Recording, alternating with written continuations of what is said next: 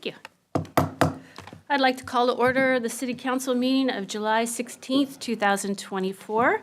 Deputy Mayor Arnold is online and will be joining us in person shortly. City Clerk, will you please call the roll? Councilmember Tim Chizen. Here. Councilmember Black. Here. Councilmember Sweet. Here. Councilmember Falcone. Here. Councilmember Pascal. Here. Deputy Mayor Arnold. Here. Mayor Curtis. Here. Our study session tonight is on two items. First is an update on the Transportation Strategic Plan and the Transportation Element. Second is an update on the Houghton Village Development Plan. We expect to reconvene our regular meeting at 7:30. City Manager. Okay, thank you, Madam Mayor.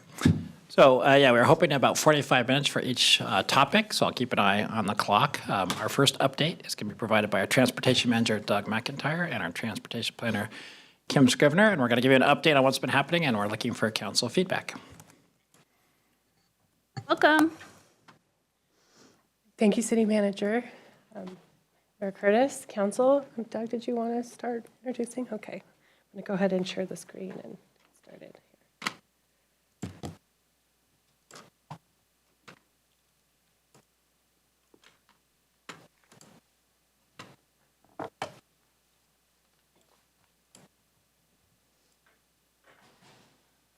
Great. Good evening. So looking forward to hearing your comments on the transportation element and also the fiscally constrained project list. Just as a reminder, tonight we're talking about the transportation element. This is the section of the comprehensive plan where we include our goals and policies, and essentially all of the pieces of the full transportation strategic plan that are required under GMA. The fiscally constrained project list that we'll be talking about tonight also goes into the comprehensive plan as part of our capital facilities plan. And then for the transportation element, the version that you're seeing tonight is an amended version as amended by the Planning Commission, and the Transportation Commission has spent a significant amount of time on that as well.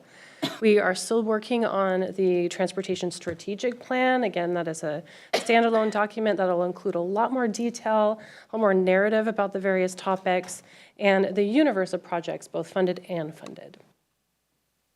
So for the transportation element, the structure of the document, we're really looking at just outlining the purpose and vision, our existing conditions, the goals and policies, and then we also address the concurrency in our measurement process, which I will get into in a minute.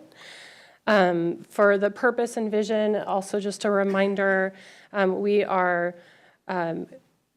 folding in our approach for safety, incorporating our safe systems approach, and also complete streets as part of the overall framework for the transportation element and the transportation strategic plan. And then there are some of the goals and policies that were amended by the Planning Commission that are outlined in your packet. That was from the public hearing with them last month. So for concurrency and measurement, I want to spend a little bit of time on this.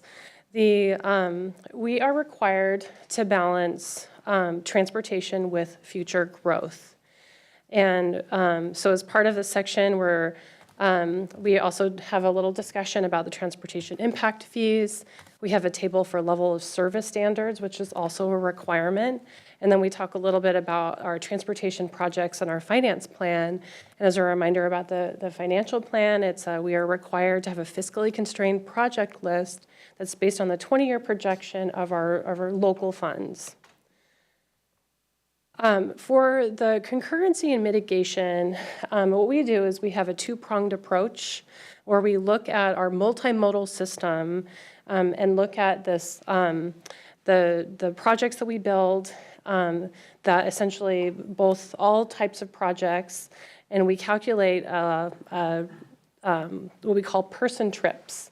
And as development occurs, So when projects get added, we're adding person trips to the system, and then when development gets added, they're contributing to more person trips. And so this is that balance between development and transportation, and this is essentially what we look at in terms of that multimodal level of concurrency, but level of service, which is we also call concurrency. However, we also as part of that two-pronged approach, we still have to address vehicle delay. That is a requirement. And so I want to address the mitigation projects that are in the list. These are projects that are part of our 20-year list, and these are associated with the development that is planned over the next 20 years. And so these projects are not necessarily projects that we're going to be working towards right away. As that development comes, we will be looking at those projects. We'll have time to remodel them, refine them, to make sure that we're both addressing the need for vehicular delay. We're also, again, looking at our multimodal level of service as well, that other prong. But these are longer-term projects you'll likely not see in our next 6 years. But as development occurs, we are required to address the potential the vehicle delay that's been modeled based on the 20-year land uses that have been outlined in the comprehensive plan. And so just wanted to talk about that a little bit. And then, again, the projects will have the opportunity to get further refined as development occurs. Kim, can I pause you just to see if there's any Yes. questions on that before we move forward? Okay, I'm the only one with a question. So, Councilmember Falcone and I were talking about this today. So concurrency is multimodal transportation, so it's not just vehicles, it's cars, bikes, whatever. And it also is vehicular delay. Yes. And this is state mandated. So is there any conversation about changing concurrency? Diana's rocking her head back and forth behind you. I'm just curious what the conversation is as we all are trying to reduce vehicular miles traveled and so forth. What is the state doing in response? The state requires us to address level of service. They leave it up to us to decide how we plan to do that. Our current policy is this two-pronged approach, which is essentially looking at our multimodal system, making sure that we are implementing our plans and spending our resources across all modes. But our current policies do require us to look at vehicle delay. That council can certainly have a conversation about those policies. But for now, as part of this particular timeline and for this transportation element, those are the policies that we're working under right now. And because of that, we do have to follow our own policies as that requirement. Yep. Okay, thank you. Anybody have follow-up, Councilmember Sweet? I do. So currently, one way to address vehicle delay is to widen roads.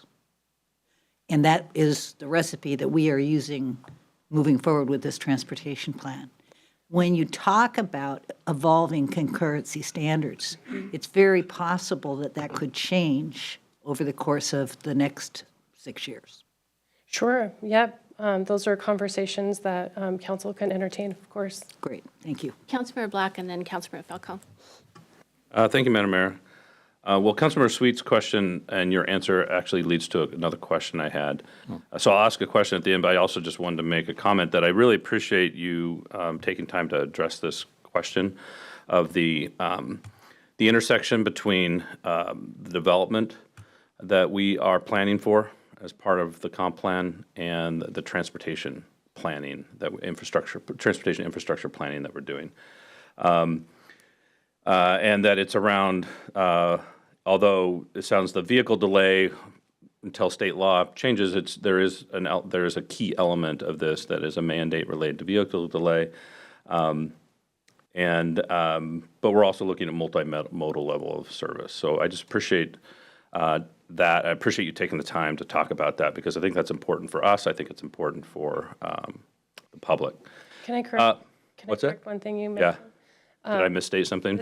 The state does not mandate we look at vehicle delay. If we decided to just look at kind of the multimodal piece and not look at vehicle delay, that would be our prerogative.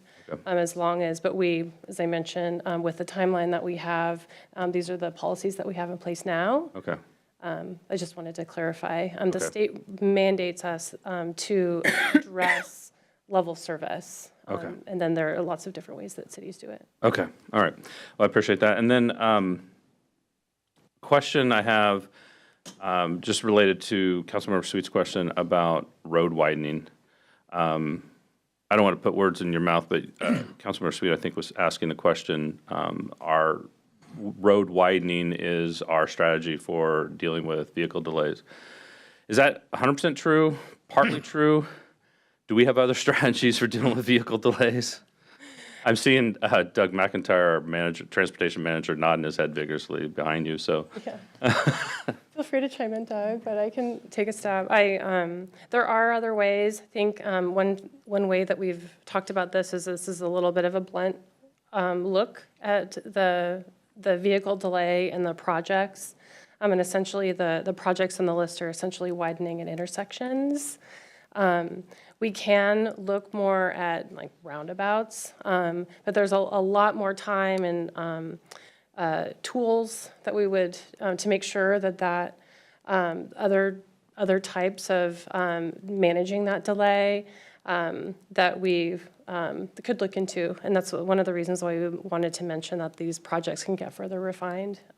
And when we're widening, if I can ask a follow-up question, when we're widening at an intersection, that doesn't, is it safe to say that doesn't necessarily assume we're adding vehicle lanes in the sense of, I guess, travel lanes, north, south, east, west? We could be widening that intersection in order to create turn lanes and get vehicles out of the line of traffic who are turning right, turning left, and also potentially protected bike infrastructure at those intersections as well. The projects in the list now the intent is to address the queues, right? So yeah, turn lanes, widening through the intersection to get people kind of to alleviate the queuing at the intersections. There are ways at which we can account for, say, protected bike lanes. It's some of the modeling tools, and particularly for some facility types, are a little less clear, and I would have to rely on the modeling staff from both our consultants and our in our engineering group to kind of elaborate on some of those tools and how they look at other multi-modes to manage the level of vehicle delay that we're seeing with some of the growth. Okay, thank you. Councilmember Falcon. And Mayor, sorry. I think Doug was also trying to answer Oh, that I'm question. sorry. I just wanted to. I'm watching. Thank you. Doug McIntyre, Transportation Manager in Public Works. Thank you for the questions. I think there's definitely a lot of nuance to the concurrency discussion. There's a lot of it depends on the intersections we're talking about. A lot of it depends on all these different factors. And generally speaking, when looking at a failure, you're trying to do the least invasive improvement to improve the delay. And so you start with things like traffic demand management, signal timing, and things that are least intrusive and least costly. And then you go from there. And so we have looked at things like roundabouts for these projects. And when it comes down to it, you're looking at, again, just the tweaks that can improve the delay at those intersections. Again, we're talking about a 20-year time frame, so there are lots and lots of little nuances that go into this. But I think this conversation is maybe making me think we might need a deeper dive on concurrency in general as a state standard, state requirement, and then how we implement it under that state requirement. And so I think we can definitely put together some more detail around how we do it in Kirkland and kind of the future of what we're looking at. That might be a helpful next step. I think that'd be helpful. Councilmember Falcone. Thank you, Madam Mayor. Well, Doug, you just stole my thunder. That's what what my question was going to be. Well, thank you to my colleagues for the discussion on this so far. I echo, thank you, Kimberly, for taking the time to explain this tonight and to have discussion on this. As was mentioned, as we talk about our comp plan updates around land use and affordable housing, one of the number one things that we hear from community members are issues related to transportation. So this is something that we all know, right, as leaders is really important, and it certainly rings through for our community as well. So thank you for that and for explaining a little bit around concurrency. We've had previous similar conversations around this. I think about, Councilmember Pascal talks about, the standard of having, I always want to say traffic circles, having roundabouts at intersections, and how that's I don't want to put words in your mouth, but I believe if I'm remembering correctly, a safer, more effective solution for getting traffic through intersections than traffic lights. And so I'm glad to hear that was considered for here. I'd like to know more about that consideration and maybe reopen that discussion as well in the future.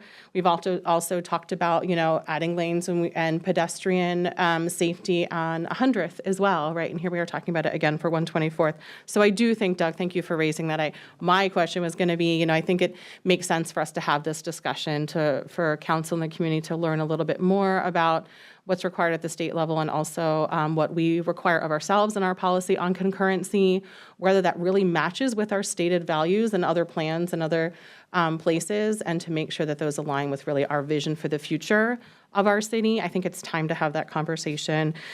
I think $41 million is not necessarily a small tweak to, to an intersection or to a series of intersections that's just a handful of blocks. I think that's already a pretty big investment to be making. I'm glad to hear that there's time to have this conversation. It's not going to be happening within the next handful of years. And also that there's flexibility, that approving this tonight would, or moving, not tonight, but approving this in the near future would not necessarily mean that we're committing to this. And I think it's really important for the community here that we're committing to having that conversation. So thank you for that. I look forward to having that conversation in the somewhat near future. Thanks. Thank you. Anyone else? Mayor Curtis, may I Yes, add, please. just wanted to clarify one thing, that the project list that Kim is talking about in terms of the fiscally constrained list is a combination of concurrency mitigation projects plus other priorities. And so you mentioned the project for $41 million. That is not specifically the concurrency mitigation that Kim is referring to at the moment about intersection delay. And so just wanted to make that quick clarification. Thank you. City Manager. Yeah, so I would just also add, I think scheduling more time to dive into concurrency, I think is really helpful. Some of the other things that are stuck in that traffic, though, include things like transit and some of the other speed and reliability things that we want to do. And the projects that we envision them also have multimodal investments, too, like sidewalks and bike lanes. So I think we want to have the totality of that discussion and not just sort of get fixated on the vehicle delay piece of it, because that's important. And I think finally, just to remind folks that this comes from the growth that we also want with the higher density along transit corridors. That's what's driving some of this, right? So we're having to respond to the land use plans we're making, right? This isn't just traffic for the sake of traffic, right? It's traffic caused by the things that we're choosing to have happen in Kirkland that will provide the jobs, the housing, the restaurants and so forth, so. Thank you. Councilmember Pascal. Thanks, City Manager, for adding that context. That's helpful. So this is a good discussion, and I think the thing that I really want to get into, and I hope that we have time here, is level of service standards, because those are what's linked to concurrency, and that's how concurrency is built, from the level of service standards. And so have had a chance to look at the multimodal level of service standards that I believe are new, that are in the transportation element, and I don't know if you are going to go through those, but I do have comments about those and how they are linked to concurrency. So I'm going to save my comments, but because I think you have a lot more to kind of share with us. Yeah, and I hadn't planned on going through all of that table, and so if you have questions about them, I can definitely answer them. They are we are required to, and this is more of that the other prong, right, as opposed to looking at the vehicle delay. It's that other prong of looking at all of our various modes and how are we measuring that to meet our standards. And so for those of you that are looking at that table, it's in the transportation element. And I just kind of want to mention that it's more of the floor and not the ceiling. And so you'll see some percentages that, maybe we would want to be more ambitious. But we are trying to be realistic about what we can actually implement with our fiscally constrained project list and programs that will be held accountable to those standards. And so just wanted to throw that context out there. Question is when do we want to talk about that? Yeah, because it was on my list also. So do you want to talk about it now, or should we let you go through your presentation? And I can, how about I go through the presentation, and then I'm more than happy to pull up, we're doing pretty good on time. I can even pull up that table. okay, let's move on. Thank you. So just as a reminder, we have our fiscally constrained list, and so to match up with our projected 20-year revenue. And so we have our funds that were programs that we're recommending for funding, the mitigation projects that we just talked about, the a carryover of existing CIP projects. So we wanted to make sure that we're accounting for projects that are going to require our local funds during that some of those early years, to make sure that we're accounting for them and doing our math. And then the individual projects that would be that prioritized list. I do want to mention that in the transportation element, we will be making a little bit of cleanup. This table, for one, needs to be updated in that transportation element document. There's some page numbering, just a couple not page numbering, but some of the numbering in the document. Just a couple of small things that are non-substantive that we'll be updating in the transportation element. What I did want to get into, and again, we can go back to the level of service standards. I did want to revisit the public engagement that we did on projects. I've been asked a lot of questions about this, and we did not include the public engagement as part of the prioritization process. We want to make sure that our prioritization process is quantitative, and it's something that we can replicate in the future and for all projects equally. But with this, the public engagement map, the map that you see here, that map is still available and up. And you can see where people dropped pins on the map to make comments. Most of those comments fall into how we would address them, fall into various, either just comments on kind of themes, or would fall under kind of our various programs that we've identified in the project list. Just a reminder on the themes that we heard a majority about the active transportation network, but also about vehicle operations, and pretty much our top two. So this is a very relevant conversation. And then lastly, I know Councilmember Pascal, you had asked for this at the last meeting. These maps didn't make your packet, in large part due to the network outage. We had to ask our consultants to do it last minute. They were also dealing with vacations. But I did want to address, you had asked for a kind of a heat map. And so the two maps that you see, the one with the purple lines, would be my left, are basically the projects that we received the highest number of comments on. The big long line on Juanita Drive is our ITS signal connection. So it's one big long line for kind of one ITS project. I wanted to clarify that. And then the map on my right, we are demonstrates which projects had kind of more positive versus negative comments. It's kind of interesting. We had 417 projects that had received comments on. Only 18 of them had the negative comment more outweigh the positive ones, and so we had a lot of positive feedback. I will note that the project on 132nd Street, the protected bike lane project, that is in our fiscally constrained proposed list, was one of the top three that had the most comments in general overall, and mostly positive, with the exception of one.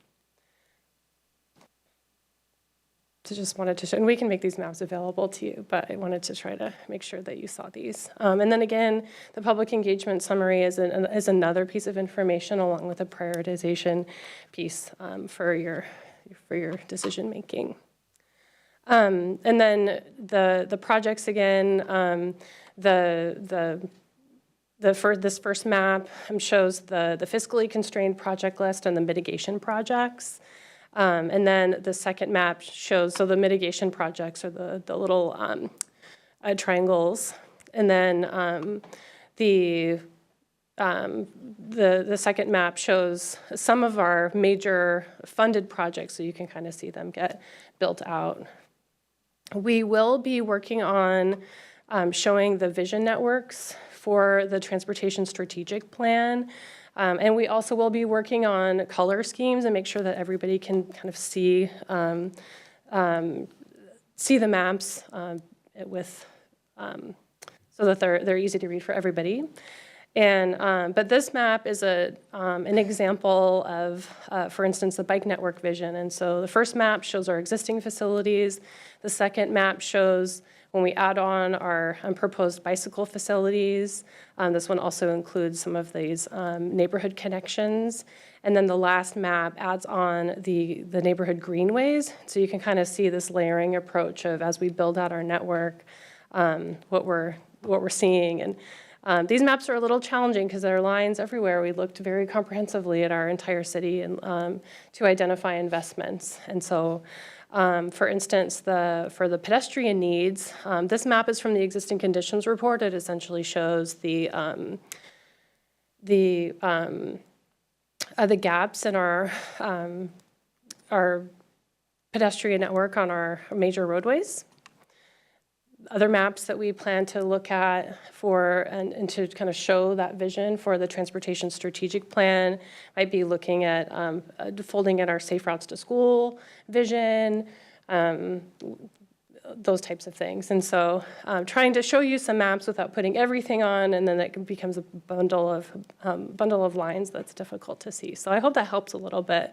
And we'll be working on these for the draft plan. And I'm getting close to the last slide. The other elements in the Transportation Strategic Plan that we will be working on with the Transportation Commission are, these are some of the more narrative pieces.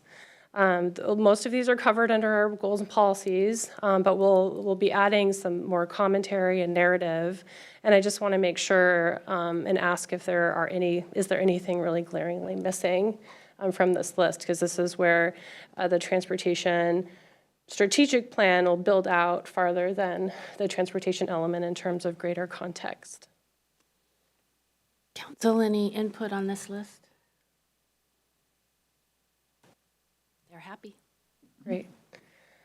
And then our schedule, we'd like to, we plan to bring a draft of the TSP to the Transportation Commission in September, and then host a public hearing at the end of September. Come back to you in October, aiming towards the adoption of the TSP and then ultimately the comprehensive plan. So it's a tight schedule. Definitely want to come back to you one more time after the public hearing and the Transportation Commission has the chance to really dive into the draft document. Wonderful. Thank you, Kim. Councilmember Pascal? All right. Thanks, Mayor. So I have a few kind of comments. I have some detailed ones that I'm going to just kind of send you on my own. But I think some of the level service standards and concurrency, I agree with Councilmember Falcone and others that there might be more discussion warranted on some of that at a later time. First off, I think it's a really strong transportation element. I mean, I think the information in there, you can tell that it's been vetted, that it's a pretty significant update from the existing transportation master plan. A lot of good information and materials in there. I think my comments are kind of just things that I hadn't seen before and that were new with this go around. The first off is you include a lot of system maps, which really help identify the vision of the transportation network. One of the maps is what's called the functional classification map. That map looks like it's relatively unchanged from the 2015 version. And for context, the 2015 version was prepared shortly after annexation, I mean, a few years after. So a lot of the northern neighborhoods, I would argue, we didn't put a lot of emphasis on some of that. We kind of incorporated what King County had. And so when I look at especially the Kingsgate area in northern Totem Lake or eastern Totem Lake, there's some questions I have around some of the roadways there and what they're classified. Northeast 132nd Street, east of 132nd Avenue is still a local street. I would argue that that's more a collector. Willows Road, I would argue, is more as a collector than a local street. So there's some of those areas that in some of those streets in the areas that have been growing since 2015 that I think we should relook at and make sure we have that right, because this is our opportunity to do it. So I sent some comments on some of those streets and map to the staff earlier today. The other thing, I'm glad that you talked about the bicycle vision and you had kind of the step-by-step. Here's where we are today, here's the funded list, how that changes, and then here's kind of our vision. I think that's really helpful. And it sounds like you're going to do something similar for the pedestrian system. We'll be working on. Yeah, so I think that was kind of one of the holes that I saw that would be really nice to fill and show that the future pedestrian system. And then the last thing is on the level of service standards. I'm wondering if you could pull up that table at all? Or? As I said that out loud, I realized that I don't have access to the table because I don't have access to my drives. But most of them are in my noggin if you want to challenge me on that. Yeah, no, it was more for the benefit of others. I'm sure you know them inside and out. Do you want to explain what table you're referring to? It's table 10 Yeah. in the transportation element titled. It's one of the attachments. I don't have the E page. It's page 56 of the transportation element.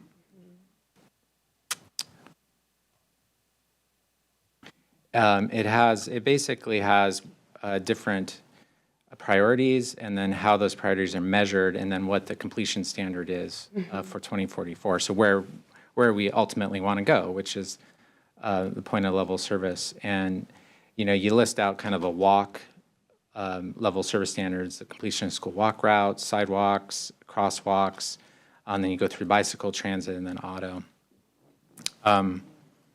There's a lot to talk about here. This is something new, and I'm not quite sure how to do this, but I'm just going to throw out a couple things. I have a lot that I would want to discuss here, but for example, on the walk, sidewalks on arterial streets and transit routes.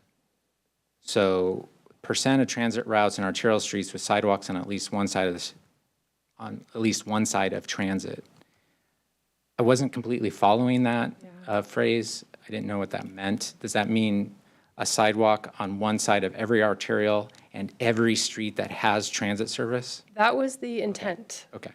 And the reason why we chose one side, again, is because we're looking at a floor and not the ceiling, and we need to be accountable for the measures that we are looking at. And so while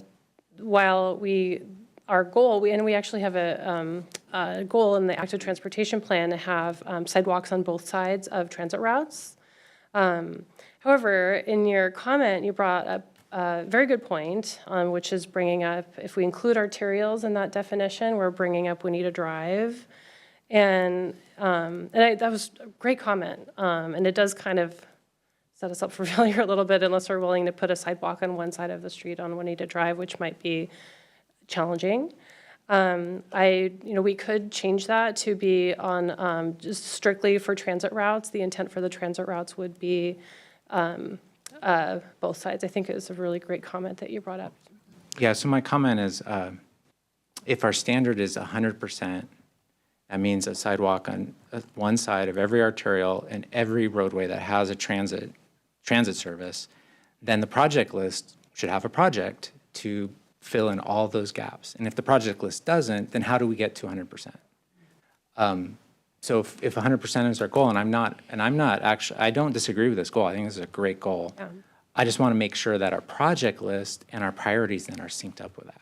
We do, in our programs list, have proposed to have a sidewalk infill program, and this is above and beyond the Transportation Benefit District, to fill it, and that allows us, we have not done the full calculation of, does that program get us all the way to that 100%? We can surely do that before. So I think there's just a little bit, some questions there just about how are we getting every gap, and is the constraint list, how far is the constraint list getting us? Are we achieving these 2044 standards that we've identified, or are we falling short?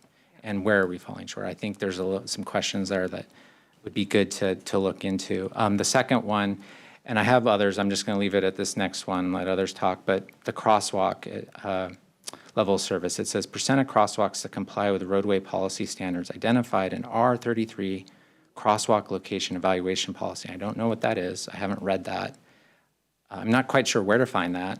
And I would say that it's unusual for a transportation element to be referencing an administrative policy that can be changed without council authorization. Level service policies should be self-contained in the transportation element, that have to go through the comp plan update, that have to be approved by city council. And so this policy is not consistent with what I would term what GMA requires. Great. So I would encourage us to take that crosswalk policy, whatever that is and what that says, and bring it into the transportation element rather than reference some document that can be changed without council approval. We can surely do that. And the intent of that policy is that when we add crossings, that we're looking at lighting, sidewalk connectivity, just all the things, ADA, all the things that make a good crossing. That's a great point. We can surely bring that language directly in and instead of referencing the policy. Appreciate it, yeah. Anyone else? Deputy Mayor? Thank you. Thank you, Kimberly. Can you bring up the slide that maps the fiscally constrained project list? It's slide 11. Yeah, that's it. Thank you. One thing that I'm very impressed in the level of detail here, and really appreciate my colleagues geeking out on this, is how we're looking at, does this all fit together with different plans that we have, the vision that we have? And when I think about how we're linking to other discussions council is going to be having on the comprehensive plan, the project list maps some of the areas that we're looking at on our transit corridors with a couple of exceptions. When I look at these two maps and I think about the transit corridors that we will be considering new housing policies around, I'm wondering about projects that exist on Market Street between Central and 116th, and on 98th, 100th between 116th and 124th. Nothing listed here on the map. There may be other projects we've thought about that aren't on the fiscally constrained list, or they apply, like you've talked about before, in program funding that we're talking about, but just wondering how we could link those together to say if we are making some comp plan decisions around transit corridors, that we could also point to transit investments or other transportation investments we're making there. So moving forward, I'd like to be able to say what are the things that we might have envisioned or plans we might have envisioned along that corridor to perhaps pull some things into the fiscally constrained list that aren't there today, or if they are, call them out more specifically, and I think that'll help our discussion. Because for other areas that are transit corridors, we know about 108th, 124th Avenue, et cetera, we do have plans mapped here, and I can see that integration. Thank you. Thank you. Councilmember Black? Thank you, Madam Mayor. Well, Kimberly, I think a recurring theme that you're hearing from us, that's not all we're talking about, but one of the things that I think we're hearing is we really want to emphasize that the city is planning for its transportation infrastructure at the same time it's planning for smart growth. And I'm glad that's all coming out. I actually do have some. I was actually going to ask staff to sort of go over the now famous $41 million project on 124th. Just take us through it one more time. Because Can we do that real quick? Yeah, happy to. I don't want to spend a lot of time on it because we've already kind of talked about that project, but we're talking about the fiscally constrained projects, and I'd like to understand, maybe we can just go through that project one more time because it jumps off the page. Sure, completely understand.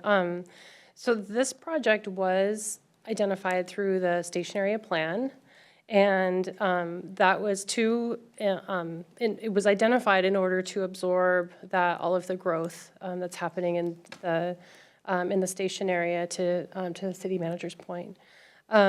This particular project does propose to widen that roadway for 5 blocks.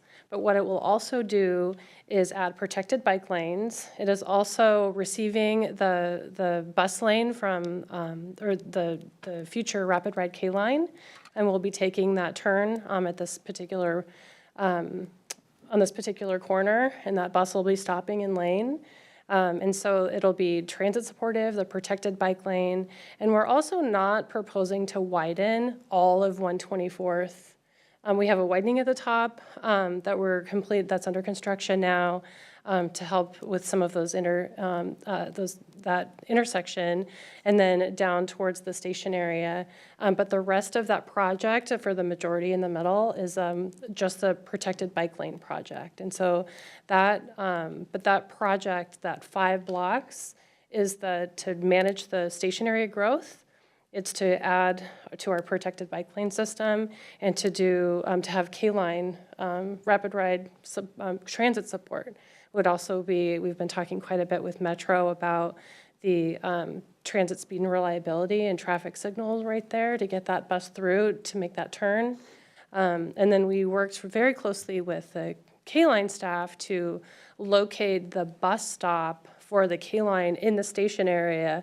And so that bus will be making an interesting maneuver to drop people off and then get over into those turn lanes to make that turn. And so that's one of the things that this project will help facilitate too on that receiving side. Yeah, thank you. Can't talk enough about with our communications with Metro about the K-line. And we did see that, what you're talking about in our consent agenda. We have an item on that. So did see that.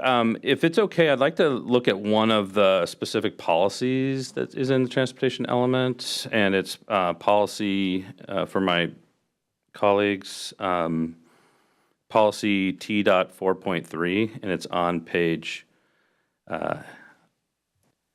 page 64. The overall policy is take an active approach to managing on-street and off-street parking with updated curb management policies. But under that is subsection D of that policy is coordinate with the planning and building department on parking policies within the zoning code to update requirements for parking minimums and electrical vehicle charging stations and bicycle parking. But I wanted to sort of focus on the parking minimums. And I just wanted to ask, is that the start of a conversation for the city of Kirkland and planning staff and transportation staff about parking minimums? And what they mean, what their consequences are, both perhaps the good and the bad. And, the parking minimums were first adopted 60, 70 years ago. And now we live in 2024 and we're sort of looking at a lot of these things differently now. Is that part of that? Is that can I look at 4.3D and know that that's the beginning of a conversation about parking minimums for the city of Kirkland? Yes. I would say continuing the conversation. Continuing is fair to say, yeah, because we have talked about it before. But just wanted to make sure it's included. So that is, I feel like that's what we can point at to say we are a little fleur-de-lis there. That's what we are. That's what we can point to say that we are continuing this conversation about parking minimums. Yes. Okay. Thank you. Thank you. Councilmember Falcone. Thank you, Madam Mayor. I have a follow-up question related to your response to Councilmember Black's question about the description of the project on 124th. You mentioned the widening of lanes and the transit that will be along there and the protected bike lanes.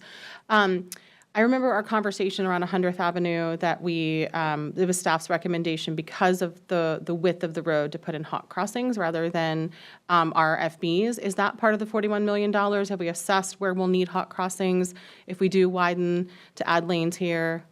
And if so, how many will we need to get folks like to and from bus stations and wherever else? We've not talked about a crossing in that 5-block span, because you would have the signal crossing. When we do get to that project, the crossing component at the signal will definitely come up in terms of what we can do to make it more comfortable for pedestrians. It's a good question, though. The K-line stop will likely be closer to 90th, so it's closer to that north end of that widening. And so we can certainly have conversations about crossing at that bus stop, but we have not included that in that project. And we don't anticipate any additional crossings being needed in that 5-block? Not in that 5-block, no. Okay, thank you. Anyone else? Okay, we're getting close. So first, Councilmember Falcone said it, but this is really well done. And it's a very visual transportation element, which I sincerely appreciate. I want to echo Deputy Mayor because I had the same thought when we have that land use conversation, really want to see the projects laid on top of that map so that we can look at it holistically. I had similar thoughts about Table 10 as Councilmember Pascal. And I would just, at some point, I would like to know what the prior percentages were for each of the elements and how we got to the current percentages, because we're sort of looking at it without that background data. And then I had a couple comments on the policies, but I'm just going to pull out one, and it was T 2.1B, and it talks about increasing supply of public bicycle parking with incentives. And I'm curious why we're talking about incentives and not requirements. Do we have any requirement standards for bicycle parking? We do when development occurs, yes. Okay. There's certain number of stalls and location requirements, and I don't do development review, so I don't know all the details. I think the incentive piece, it might be getting into kind of incentives for things like end-of-trip facilities, like showers. Okay. But we can definitely look at that language. I Can you think it's follow very up with important me to on bring that? up. Yes. And what I do appreciate about bicycle parking is where I think it was the Transportation Commission added in the need for charging stations. So I thought that was really well done. But this is great. Good work. Thank you very much. Thank you. Thanks, everybody. Is that all? Thanks, Kimberly. Appreciate it.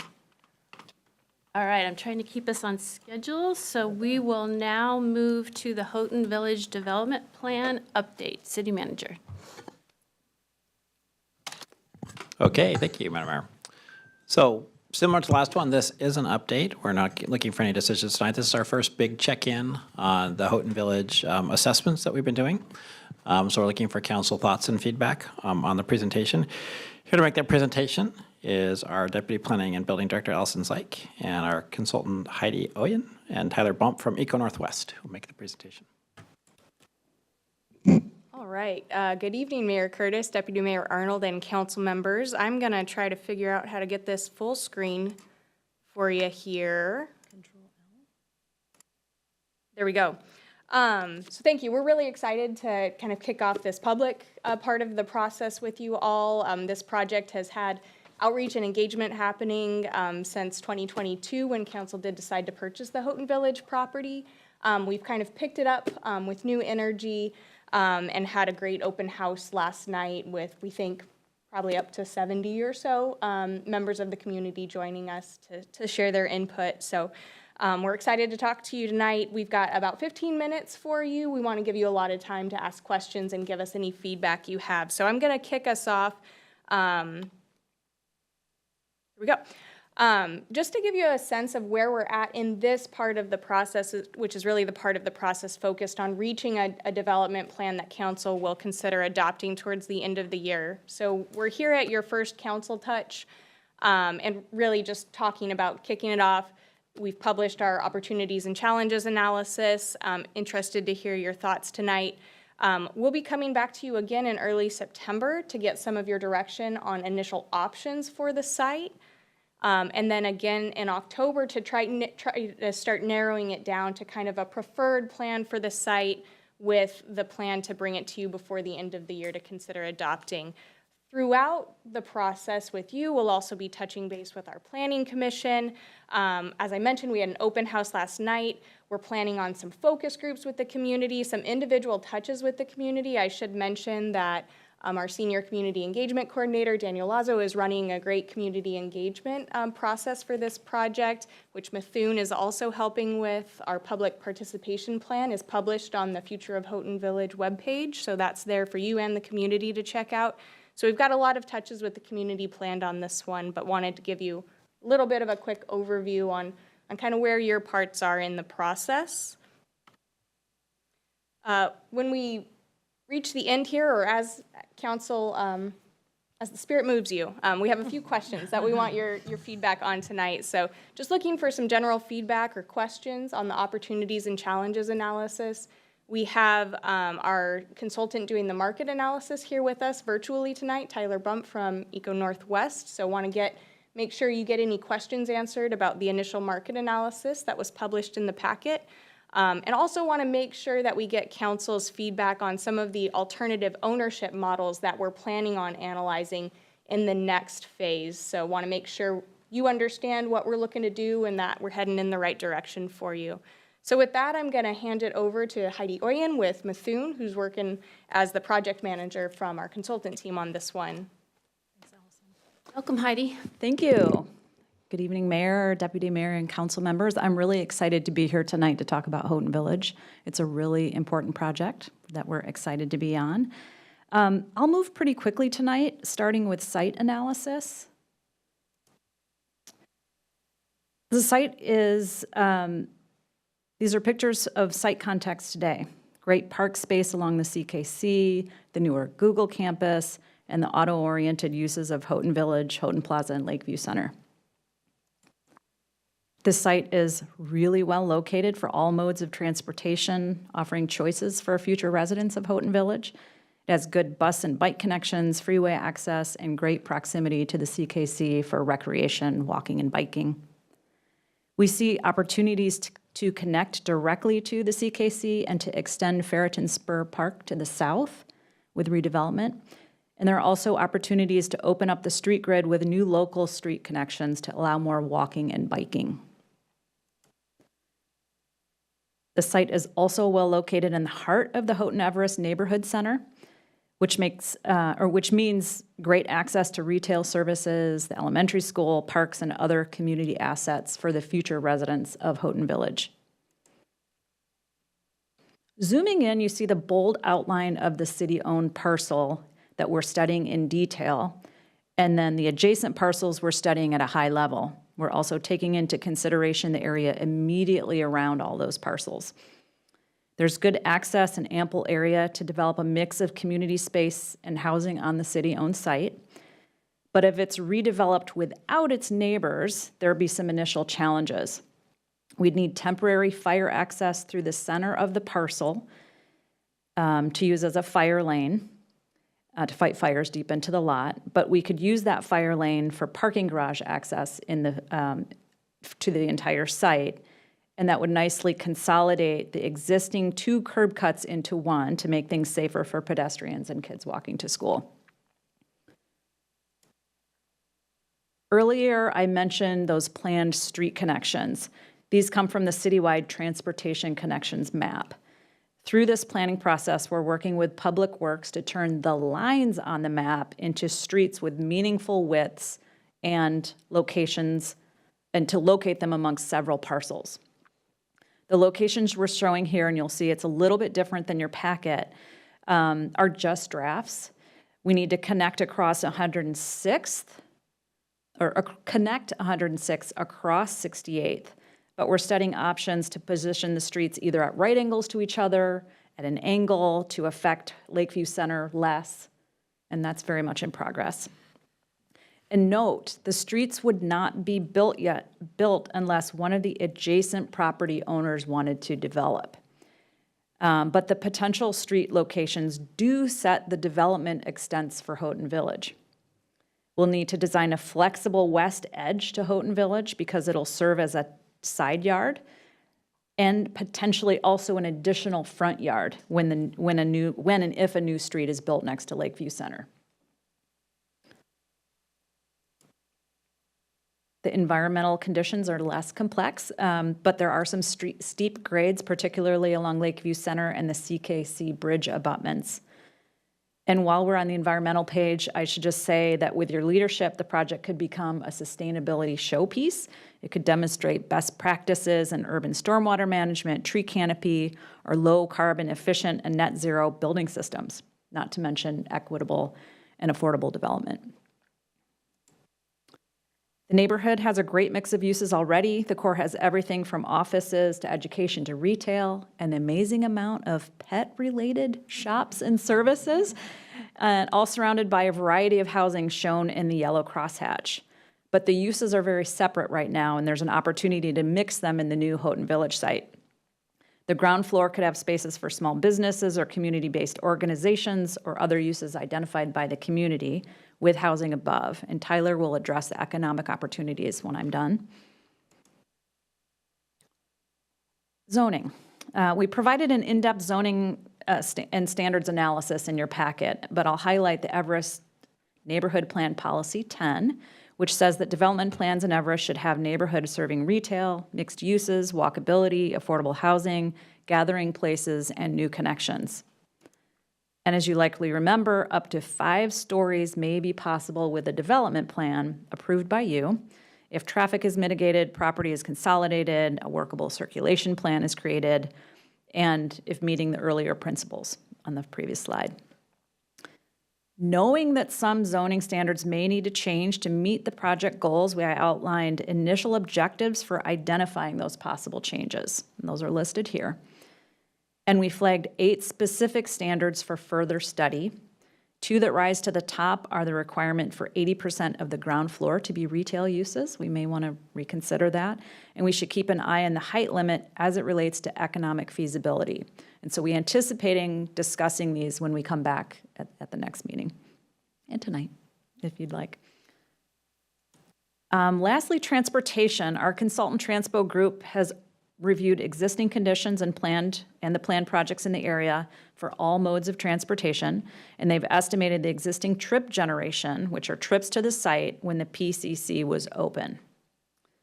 Once we know the future proposed uses on the site through the community process and conversations with you, Transpo can then evaluate future trip generation and propose any management strategies.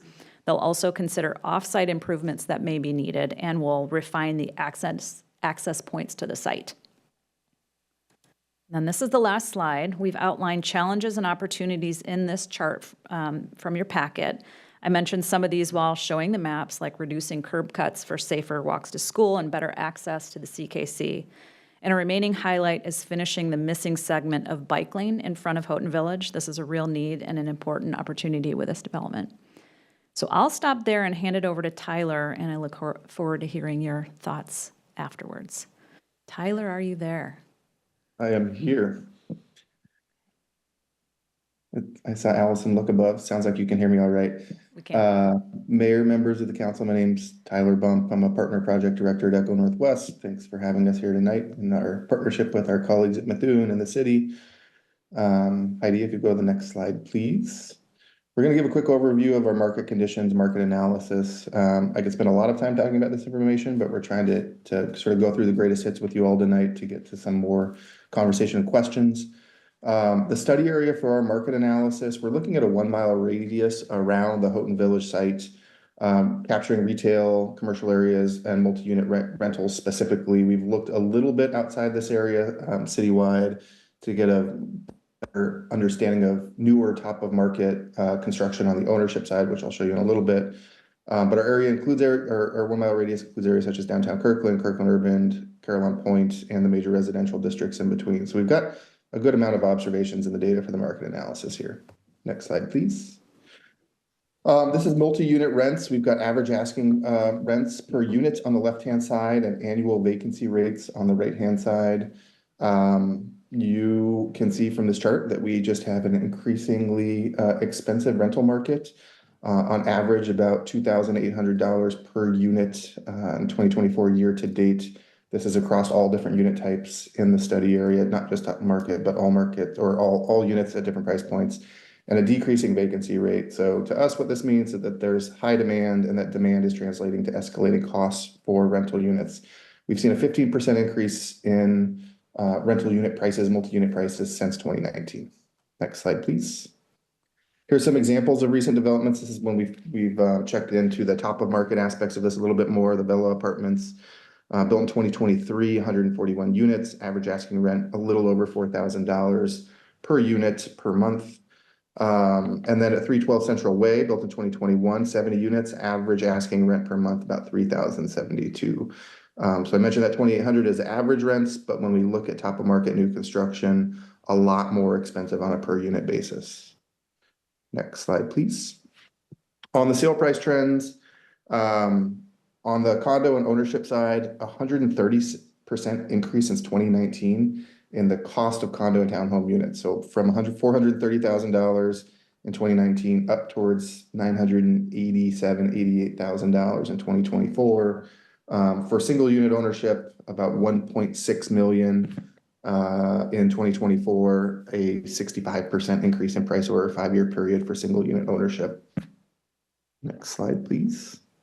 And then we've got some other examples here. A new single unit near Houghton Village, built in 2023, sold for $4.25 million, much larger than some of the other units that we've looked at. 5-bedroom, 5-bath, 5,000 square feet ownership unit, kind of typical to what we see on the market demand side for single unit detached development. We've got a new townhome near Houghton Village, built in 2020, on the right-hand side of the screen, sold for $2.3 million, 3-bedroom, 3.5-bath, 2,600 square feet ownership. So a little less expensive, some efficiencies on the land, smaller units, but still quite expensive for ownership. Next slide, please.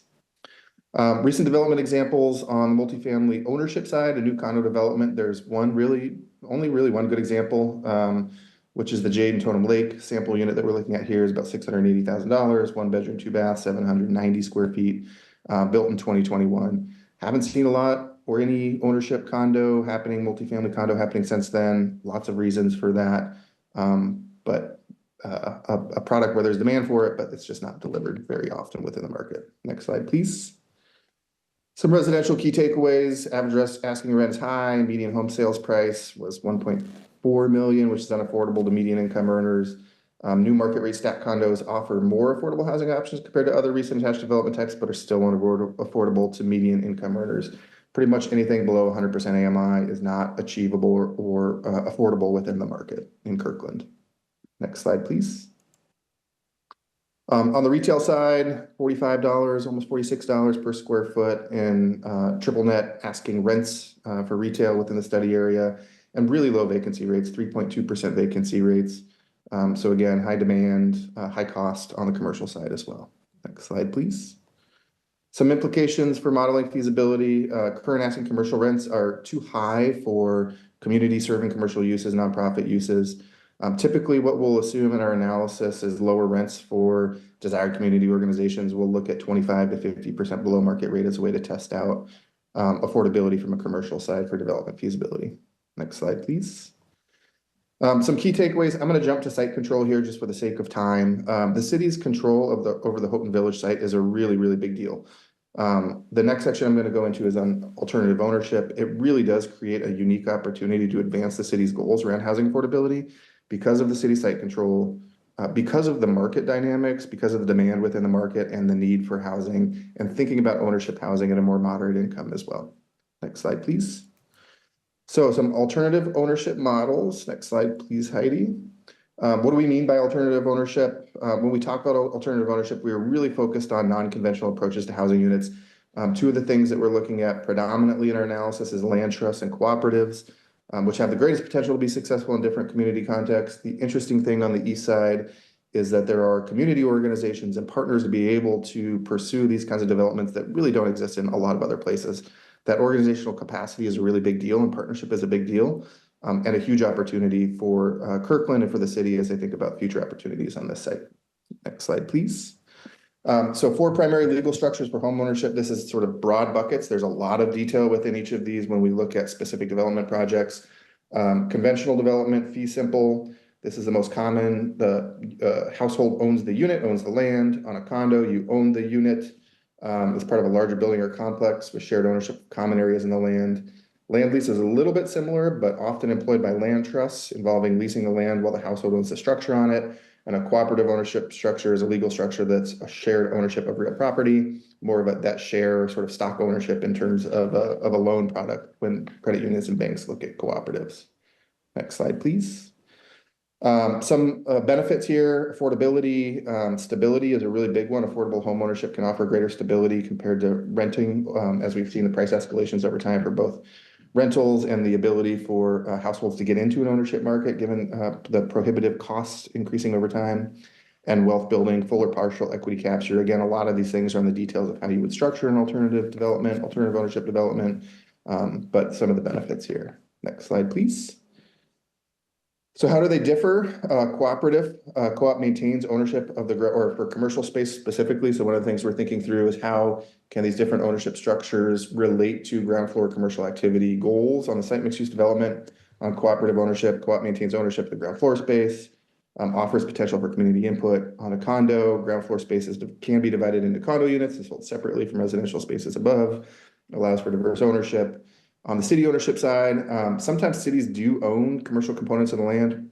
Oftentimes that's done through business districts, economic development agencies as well. But the government organization can lease and manage that ground floor space, and it offers the potential for prioritizing community serving uses, offering below market rate rents if that works from a program perspective by that owner as well. Next slide, please. Tyler, that may be your last slide. All right, there we go. So we'll open it up for questions. I know that was a lot of information as quickly as I could go through that. Thank you, Tyler. I appreciate it. Allison, do we want to go back to the questions? Yes, we can do that. Okay. Council, comments, questions, discussion. I know everybody's processing what they heard. Councilmember Black? Thank you, Madam Mayor. I'll go first, I guess.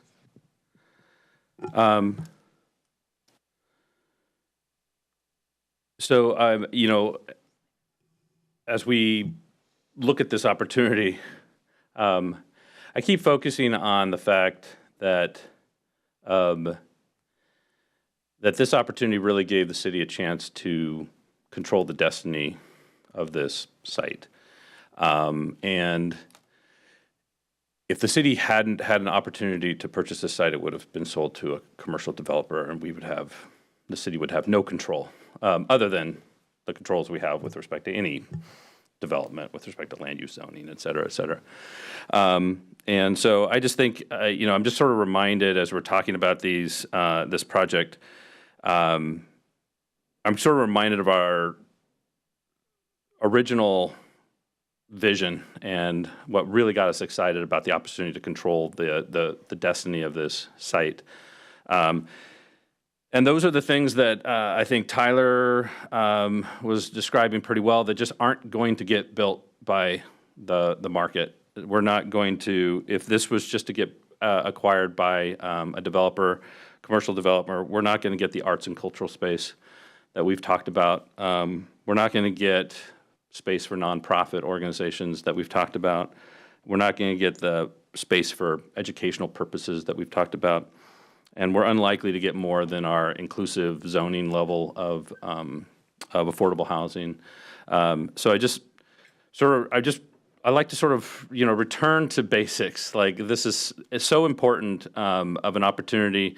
It's because we have a chance to control the destiny, to really focus on these community benefits that we have to compare it to what we would have likely gotten if this had just gotten acquired by a commercial developer at the site. So that's sort of level setting for all of for me and everyone. One One thing I want to make, I want to sort of acknowledge, because I attended last night's open house where we discussed the Houghton Village and its future, and attendees included some folks who own businesses at the current Houghton Village. This is something that I've talked about for years. I talked about it before I was ever on the council. I've talked about it with some of my council colleagues in the past about, the challenge we have with respect to beloved existing businesses and beloved existing business owners. And as the city sort of redevelops, and the city has always redeveloped decade after decade after decade, generation after generation, the city's lots, commercial properties have redeveloped. And we've lost, beloved businesses, and we've lost beloved business owners. I have not yet, I always talk about in terms of how to crack that nut, how to somehow find a way to preserve space for our existing businesses and our existing business owners when property redevelops. I guess the one solace I have in this case is that the city would have had zero control. We may have very little control, even with controlling the destiny of the site. We would have had zero control over the beloved existing businesses and the beloved existing business owners if it had just been sold to a commercial site. So just wanted to acknowledge that.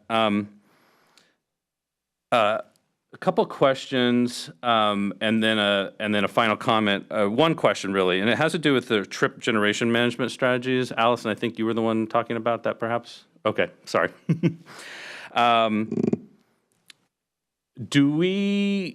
What kind of trip generation management strategies would have been placed with a typical commercial developer? And can we compare those to what we might be able to imagine if with us controlling some of the destiny of the development of the site? Would it be the same, be different, greater, lesser? Yeah, so we have our typical development review process, which this project would be subject to. And so we'd be examining this project and the trips generated from it the same way that we would any other project. So I don't think that we'd start with something different. We'd start with the same. We do have allowances, and I think transportation's still standing behind me. Or sitting behind me. And so I'll start and then ask them to add. So we do have flexibility within our existing code for parking modifications. So if you can show that your demand is lower than the standard parking requirement, we can lower it through a process. Sometimes that does come with specific commitments to transportation demand management. I'll stop there and ask if transportation has anything to add, just in terms of TDM. I think Doug McIntyre, Transportation Manager, I think you've covered it pretty well. I think when we talk about trip generation, it's directly tied to the use. And so we're really talking about the uses when we talk about what that generates at the peak hours. So when we look at trip generation, we look at also the mitigations to make sure that that is paying for its impact to the system. So that's hopefully some good context. Okay, thank you. Is there more? Okay, I did. So then I'm left with just one comment. I'm glad we're having multiple check-ins. I think this is an important check-in. What are the opportunities? What are the challenges? I'll be honest. I think the next check-in is the one that's it piques my interest even more. What are the real possibilities? I guess I'll say. What are the real options? And ultimately, what I'm going to be focused on, and this is a question I think we have to answer, and I think it would be great if staff could help us sort of answer this question. What are the possibilities, practically speaking, with respect to developers who are interested in partnering with us at this site? What do developers have to say about what the possibilities are with respect to the retail that the community wants, and the arts and cultural, the nonprofits and the educational opportunities and the affordable housing that are the real opportunities to deliver community benefits that we wouldn't have if we didn't control the destiny of this site. I really and that also goes to the question of alternative forms of ownership that Tyler was talking about. Like ultimately, I want to have a conversation with the folks who would be doing this development and really understand from them, what the mix looks like. And I think one of the things that often gets lost in the discussion, and it probably got lost a couple times last night, either in the overall discussion in the group or in individual conversations that we're having, we can have a wish list of what we want a building to contain, but at the end of the day, it's going to be a mix of different uses that can actually pencil out and make sense for a partner who's going to partner with the city on the development. So that's the important consideration that that's where I will have my attention focused, especially in the next check-in that we have. And I understand we'll have a check-in after that too. So Allison, you look like you had something to say. Yeah, if it would be helpful, we could have Tyler maybe share a little bit more of Eco Northwest next steps in terms of the market analysis. It does include stakeholder interviews and developer interviews. Tyler, maybe you can, or Yeah, I think that would be helpful. Okay. Because Do you I mind, think we all Tyler? have the same question. yeah, can Yeah, we sure. go through an overview of next steps for you? Yeah, so our analysis is, our next steps are to have those developers, the conversations with developers, folks that do projects in Kirkland, folks that maybe haven't done projects in Kirkland that are aligned with some of the outcomes that you're looking to see here. What I've presented today is sort of our revenue side of the equation when we look at development feasibility. On the other side is cost, and that's a lot of what we're sort of digging into in those conversations with developers. What are they seeing today in the market? Where do they think things might go in terms of construction costs for the various uses and the scales and the types of development that we're going to be looking at the site? And then we're going to be doing some what we call sensitivity testing to alternative uses, residential, alternative ownership structures, more traditional ownership structures, different tenants on the commercial side, whether that's nonprofit or more market rate, to see how a developer would think about partnership on development on the site. And the reality is that when you all, as the owners of the site, as the city of the site, need to come up with some development strategy, and that development strategy can be a lot of very different things. And I think what we're trying to do is to hit that sweet spot of what the community goals are, where we see the opportunities in the market and where that's aligned with the private sector to partner or the nonprofit sector to partner on the development of the site. And so our next phase is talking to those developers, talking to those partners, and then doing the analysis to understand how these pieces can play together. And then also work with Methuen and the city on the design side to think about the programming and the design and the scale and some of those things as well. Okay, great. Because I think what we're going to find is probably something similar to what we always find, which is that there has to be certain sort of top of market elements, or maybe a top of market. There has to be certain, market elements that make the overall project pencil out when you're focused on trying to deliver sort of community benefits that wouldn't be built in the marketplace. So, yeah, I definitely want to hear more about that. And then one last comment. We've gotten some feedback from the public. And I just want to emphasize that the way I view this project, this is an asset for the entire city of Kirkland. It was acquired through tax dollars of every resident of every taxpayer in Kirkland. It's an amenity that exists for the entire community. There has been sometimes in some of the comments and remarks we've gotten, the focus is on how the immediate neighbors, what the immediate neighbors are going to want at this site, and we just need to acknowledge that this is what we're really contemplating here with the arts and the culture and the educational opportunities and nonprofit opportunities and affordable housing is really meant to be a community benefit for the entire city of Kirkland, and I just want to make that highlight that point. Thanks. Thank you. I have Councilmember Falcone, then Sweet, then Tim Chisholm, then Pascal. Wow, we have 11 minutes. Okay. Thank you, Madam Mayor. Well, thank you, Councilmember Block, especially for all your comments, especially that last comment. I think that's a really important reminder. This really is, as was mentioned, a really unique opportunity for our entire community. And I'm really excited for that. We are just in a much better position for this land and this space to be put to the best possible use for our community, with the city having ownership rather than if it was privately developed, or solely privately developed. So I'm thankful for that. Well, thank you, team. I won't mention everyone's name. Thank you, team. And I think most of us that were able to attend the open house last night. So thank you to the team, the staff that worked that last night. You did an excellent job. And thank you also to the community members who came out and shared their opinions. As it was stated, one of the purposes of our community values and one of the efforts that we're working on as a city and a region is really, there's a big focus on affordable housing. We know that's a huge need. And so I'm really glad to hear just continued discussions on that. And part of that, as was discussed, is the price point, right, in the housing. But another piece of that is the mortgages that are available too, right, and the mortgage rates. And I think there was like a footnote around the ability to access loan products on the slide that talked about that. I'm curious to learn more as well on the different types of ownership. I was recently at a luncheon that was talking about housing affordability and talking about just there was a panel of experts, and one of them was specifically on finance and how loans are financed, and talking about just emphasizing the importance of having as much fee simple ownership as possible over condo ownership, not just to make that easier, but also because the mortgage rates tend to be about 2 percentage points higher for condo ownership than fee simple. I'm curious, this might be a question for Tyler or perhaps for someone else on the team. Do we know the loan products for the alternatives, the land lease and co-ops, what those are like compared to, I assume that those reduce the price point, and what impact does that have on loan products as well? Do we have a sense of that?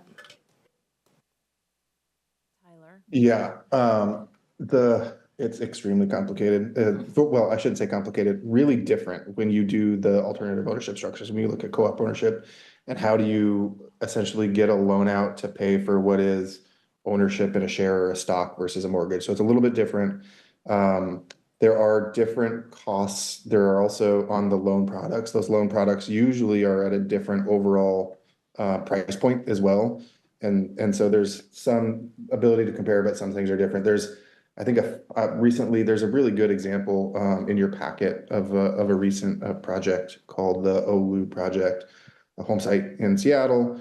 It's a cooperative ownership with Verity Credit Union. So there is some really good examples that we're looking into about how those are financed from the share owner on the co-op side perspective that we're looking into it. It's a little bit apples and oranges though, because it's such a different product than a mortgage. But you're right, mortgage rates are typically lower for fee simple than condo. The volatility in the mortgage market and just that credit market in general right now is something that's a real challenge to understand what feasibility might look like for a product 2, 3, 4 years down the road, given where we are right now with interest rates. Not even mentioning costs on the cost side of the equation. So that's one of the reasons that we're having conversations with a bunch of these partners and developers, is to be able to make sure that we can get as accurate information as we can. And when we bring that next information back, we'll be able to share that with you all as we've tested it across different product types. Great, thank you. I'm looking forward to seeing that and all the rest of the great stuff in the next time we check in. Thank you. Thank you. Councilmember Sweet? Thank you. I'm going to be brief. I appreciate the comments of my colleagues already, and I appreciate the presentation. What I'm looking at right now is a great big box with a whole bunch of stuff in it.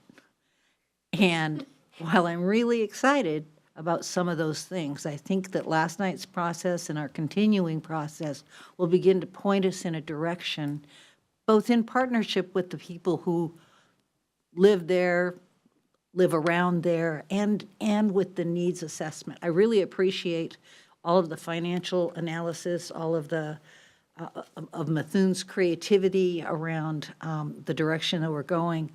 But there are just so many different elements that are just sort of bobbing around. And I'm hoping, Allison, that you were able to take those boards with the 9 zillion dots on them and turn that into something that begins to point us somewhere. Because I agree with my colleagues, this is an incredibly important project for the entire city of Kirkland. We need to get it right. Thank you. Thank you. Go ahead. I neglected to answer, and thank you, Councilmember Sweet, for the comments, but I do want to mention we really do appreciate all the time and the energy that we had in the room last night at the open house. And so I did want to mention that all the boards from last night, so the preference boards with all the dots that you mentioned, those are already posted online on the Future of Houghton Village website, along with a board of feedback that we collected at the Come Out Kirkland event, the Pride event back in June. So we have those available for yourselves and all the community members to see. We have a lot of data from last night in terms of that preference survey that we did. And we have so much data that we want to make sure we take some time to kind of crunch those numbers and synthesize that data before we bring it back to you. So we are working on that, and it's taking the whole team. So in progress. Thank you, Allison, for sharing that. Councilmember Tim Chisholm. Thank you. I have some comments. When we do outreach, I'd like to be very transparent with the community about what decisions have been made and what decisions have not. Because I don't want to ask the community for feedback and their opinion on decisions that have been made. And that's the feedback I'm getting from people. With regard to the residents around that area, I think I disagree with some of my colleagues in that I do value the opinions of the directly geographically impacted neighborhoods. And if we're going to bring them something great, we shouldn't have to force it upon them. They should want it. The South Rose Hill, Everest, and Houghton neighborhoods are directly impacted. And they are very directly impacted because a couple years ago, along 68th and 70th, we had 3 grocery stores: the Red Apple Market, Metropolitan Market, and PCC. We lost 2, and now we have 1. We lost the Red Apple Market due to changing economic conditions or whatever. We lost PCC, and we're not talking about bringing another grocery store back there. Both of those grocery stores provided more affordable options than Metropolitan Market, and now there's no market pressure on Metropolitan Market to provide more affordable groceries. The market pressures on Metropolitan Market have evaporated and prices have risen. And so I see that as a huge problem, and a problem in this neighborhood that is really having an effect on the residents that are around that geographical location. And also an issue that we should address that is just as, if not, well, it's right up there with housing, is access to affordable groceries. Lastly, I would like a little bit more information on the property where Western Pneumatic is and the development and zoning of that property and how that may play out in the future and what the level of contamination in that soil is, what the level of developability is, and what the future of that property may look like. Thank you. Thank you. Councilmember Pascal. Thank you, Mayor. Well, I am disappointed I missed the open house last night, and I was going to ask about whether information could be shared, but you beat me to it, and I noticed that it was already on the website, so thank you for doing that. That's good information that others that missed that meeting can review. And also, thank you for the analysis so far. I thought the document that was shared, very helpful, very illustrative in kind of understanding the context and how this all fits in to the area, and appreciate the market analysis. I think that is definitely an important component here. Just a few comments, real brief. One, I'm gonna reiterate things I've said in the past, but you know, this is ongoing and people forget, and sometimes I forget what I said. But the first thing is I'm really protective of commercially zoned land, because once it's gone, it's gone. And even in this comp plan update process, we're talking about how we can do corner stores and other things, introduce retail and commercial to provide services to our community that are closer to where they live. And so I'm protective of this site, and I want to see that it continues to provide services, not just to the neighborhood, but to the entire community. I think that's really important. And so that's what I'm going to be looking for in anything that comes out of this. The other thing I'm going to be looking for is the compatibility of the site and whatever we do into future development surrounding it. I know you're looking at that. I want to emphasize a little bit about what Councilmember Tim Chisholm said is I also want to make sure that it's going to be supportive of if anything ever happens, whether it's 5 years, 10 years, 20 years, to the site to the north, which is that industrial use, because that provides a lot of great opportunities for access and kind of supportive uses that where you can do something at a much grander scale. So I just want to make sure that we're thinking about that, not just the two properties on either the west, on the west and east.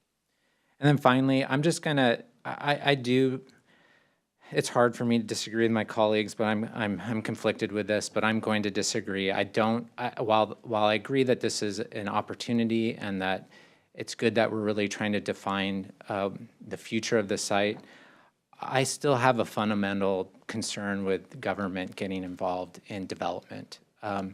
Owning and developing a site, I just don't think that's the role of local government.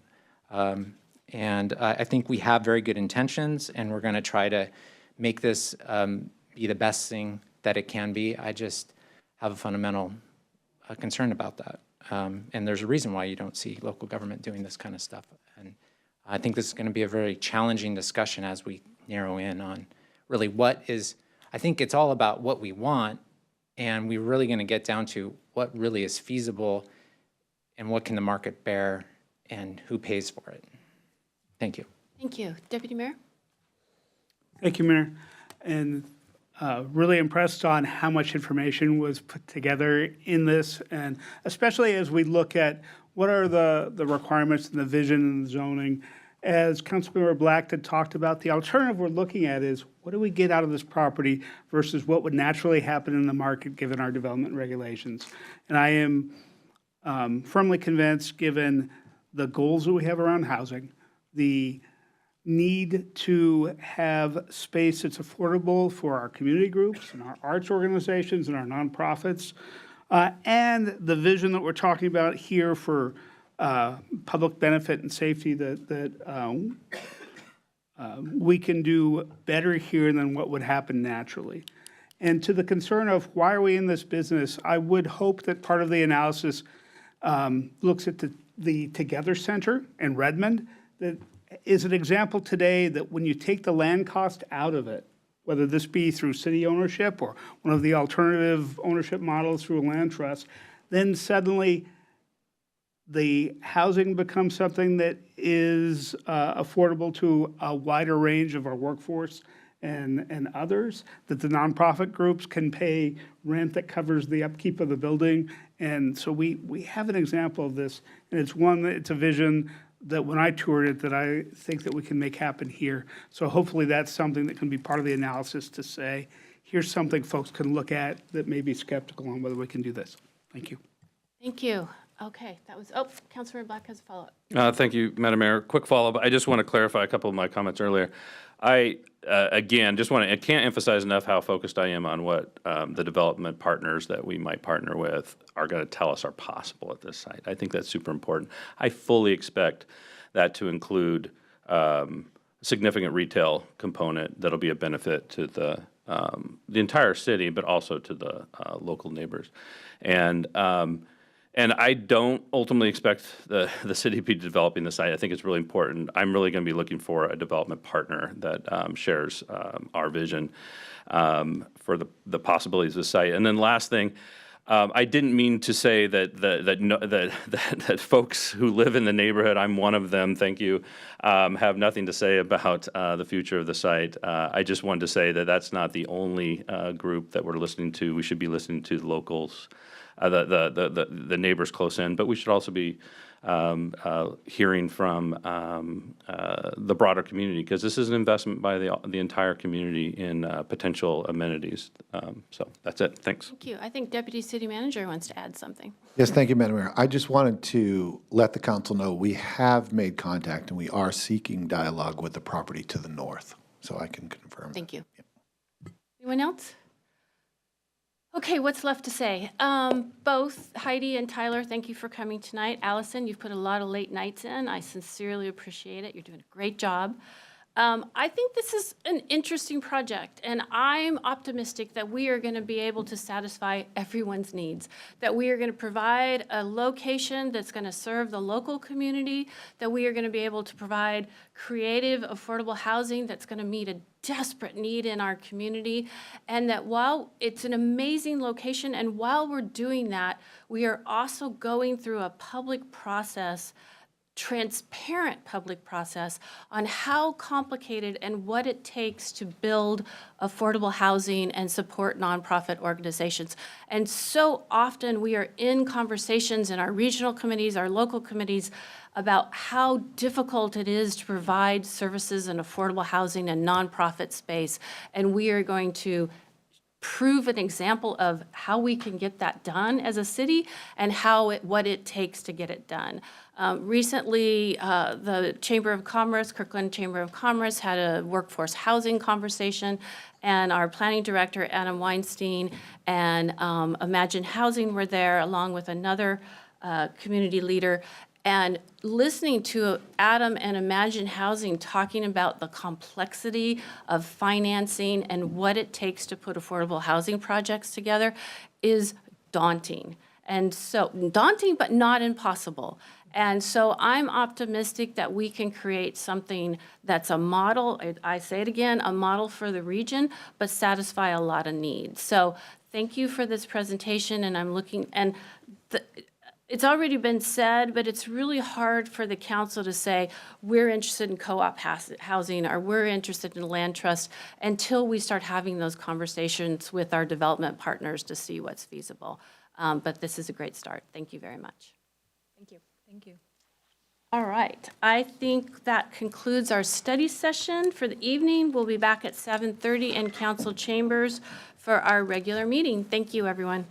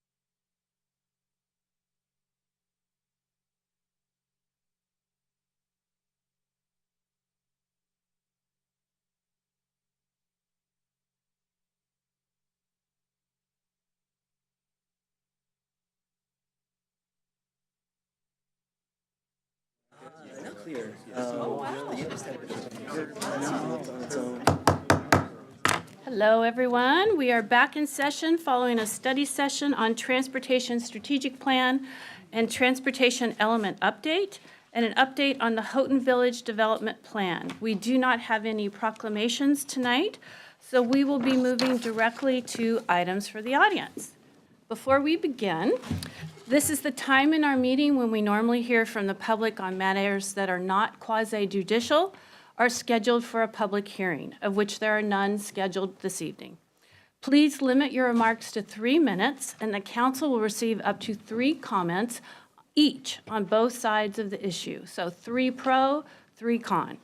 If you're present either in person or virtually and would like to address the council during items for the audience, please sign up using the online public comment extension link or in person using the posted QR code. For those participating by phone, please dial *9 to be recognized to speak. Items from the audience is an important part of our business meeting, and we ask that everyone is treated with kindness and respect. We ask that you please do not clap or applaud after a speaker or otherwise openly express your agreement or disagreement with the speaker. When that happens, even when being openly supportive of a speaker, it can be disruptive of the meeting and discourage others from sharing a different point of view.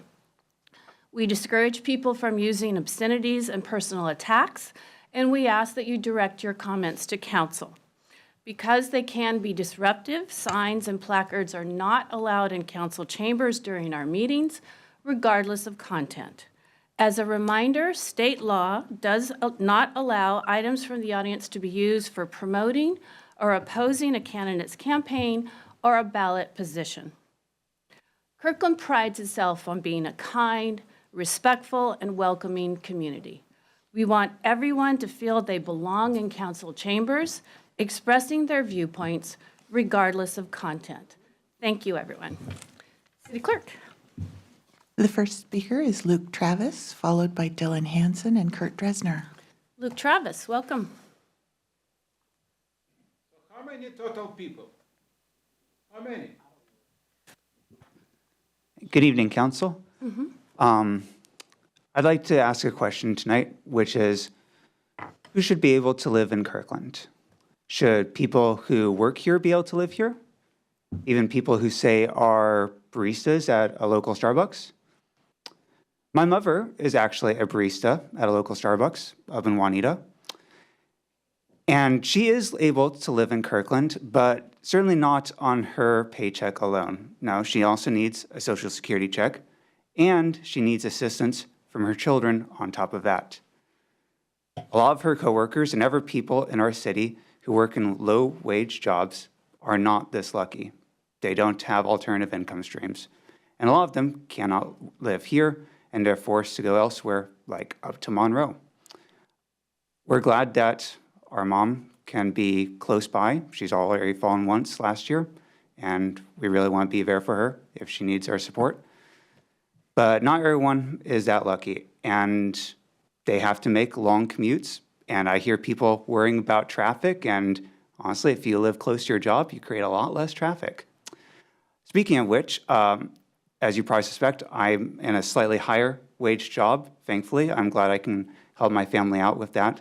And you'd think that people in my profession would be able to live here. Actually, that's not so true. Out of my team, I work in downtown Kirkland. And out of my team, guess how many people are able to live in Kirkland, or at least choose to? Probably all of them could live in Kirkland, but they don't choose to. 0. I'm the only one who commutes from somewhere in Kirkland. Everyone else is coming from somewhere like Bellevue or Redmond or even Seattle at this point. Why? Because it's pricey to live here, and no one wants to pay extra for housing. So they're going to commute from farther away. Now, why am I able to live in Kirkland? I actually got lucky. I got lucky because of you guys. You made it possible to build cottage housing, and that made it possible for me to live here at a significantly lower rate than we would have had to if we had bought a typical house in the neighborhoods of Kirkland. And that's great, and I'm really, really thankful for it. But that's not a permanent solution for us. My wife and I want to start a family soon, And we're realizing that that's just not feasible in Kirkland. It's too expensive, and for this amount of money, we could get a much nicer house, in Seattle, for instance. And so we may leave Kirkland as a result of the housing prices here. Please do something about that. Please don't make it so that everyone who wants to work and play in Kirkland has to drive a long way to do it. Thank you. Thank you. Mr. Zimmerman, if you disrupt this meeting, I will ask you to leave. Yes, thank you, my Mr. Zimmerman? All right, next we have Dylan Hanson.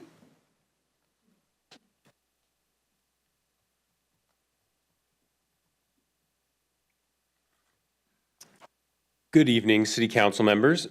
I'm Dylan Hanson, and I'm here to speak in favor of the proposed zoning changes that will allow for more affordable housing in Kirkland, specifically the changes along the key transit corridors. I live in the Everest neighborhood between the Google campus and the park, and I'm in a zone that is affected by these proposed changes, and I earnestly support them. Professionally, I work as a real estate agent, hosting dozens of open houses a year in Kirkland and helping many buyers find homes here in the surrounding Puget Sound region. I become quite familiar with Kirkland and its neighborhoods.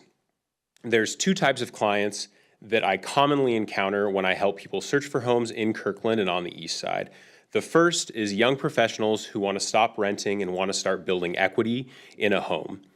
Too often, they move from an apartment inside the city to a condo outside of the city because across the lake in Seattle or further up north in communities towards Everett, they can find more space for $100,000 cheaper than here in Kirkland.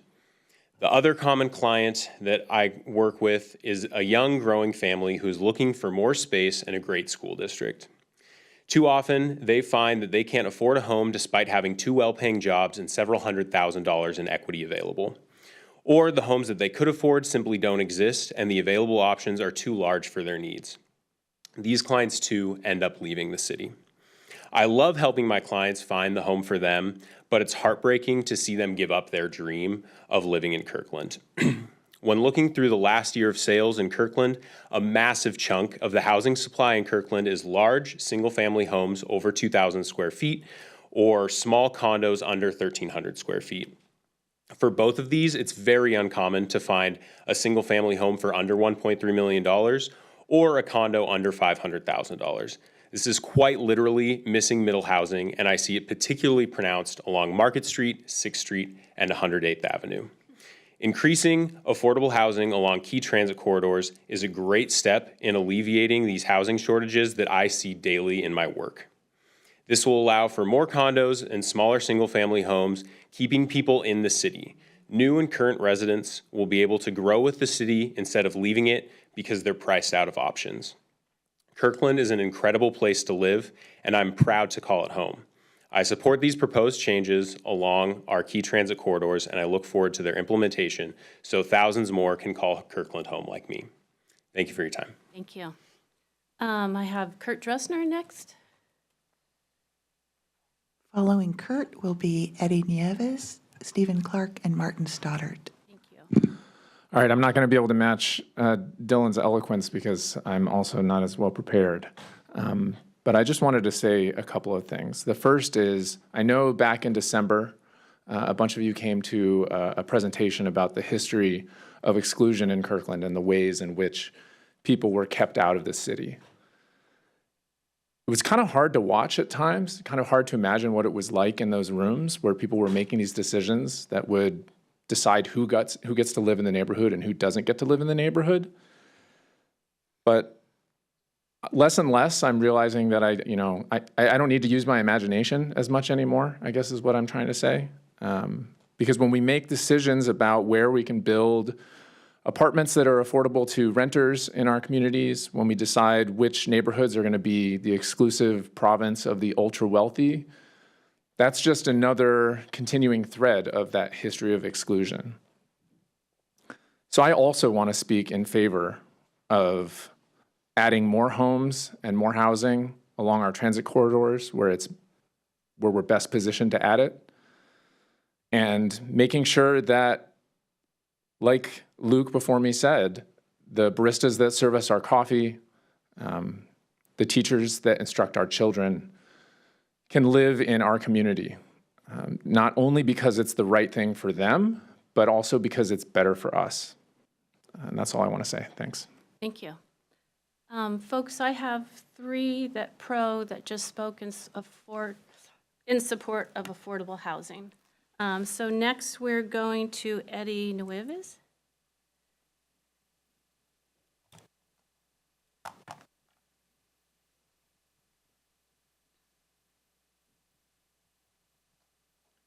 I'm here to speak against. Is that what you're looking for at this time? Is what I'm. Well, I'm good not timing for me. looking for, but yes. Okay, so as you said, my name is Eddie Nieves. Thank you for pronouncing my last name correctly. I live in Finn Hill with my family of 5 in a tiny 1,000 square foot house. We love it, and the Kirkland that was and is right now is worth it. We choose that. I'm here to speak against the proposed housing changes. The goals of more housing are absolutely noble, and in my heart, I want that. However, no unbiased data shows housing becoming more affordable simply because we build more of it. To be fair, this is not the fault of the council. You are trying something. I respect that. I thank you very much for your service, and I say all this in respect. Trying something is good, but to paraphrase from The Mandalorian, this is not the way. The housing data does not bear this in Kirkland about building more housing. Housing did not become more affordable when Kirkland Urban or Slater 116 or the new villages at Totem Lake were added. In fact, the opposite has happened. Rents have gone up, even though all of these communities have resulted in net new housing. The housing data does not bear this in Redmond. It doesn't bear this in Portland. It doesn't bear this in Los Angeles. It hasn't quite worked anywhere it's been tried, just like communism. This hasn't worked despite LA and Portland experiencing outmigration. People are moving away from those cities. In fact, for Portland and LA, their investments in dense housing have driven people to move away. And those moving in to replace them, they aren't seeing cheaper rents. They aren't seeing more affordable housing. My final point, the esteemed city council, the city of Kirkland, they wouldn't allow me to build a new house by putting up drywall or lighting before I laid a foundation or before I put up framing to support it. The city would stop me and would do me and the city a favor by preventing disaster. Why then would we allow building more housing when we haven't yet laid the infrastructure for it? Roads, schools, hospitals, police and firefighter personnel, none of these have increased to serve all the incoming residents that you propose to build homes for. That's regression. That is the opposite of progress. Thank you very much, and God bless you. Thank you. Stephen Clark?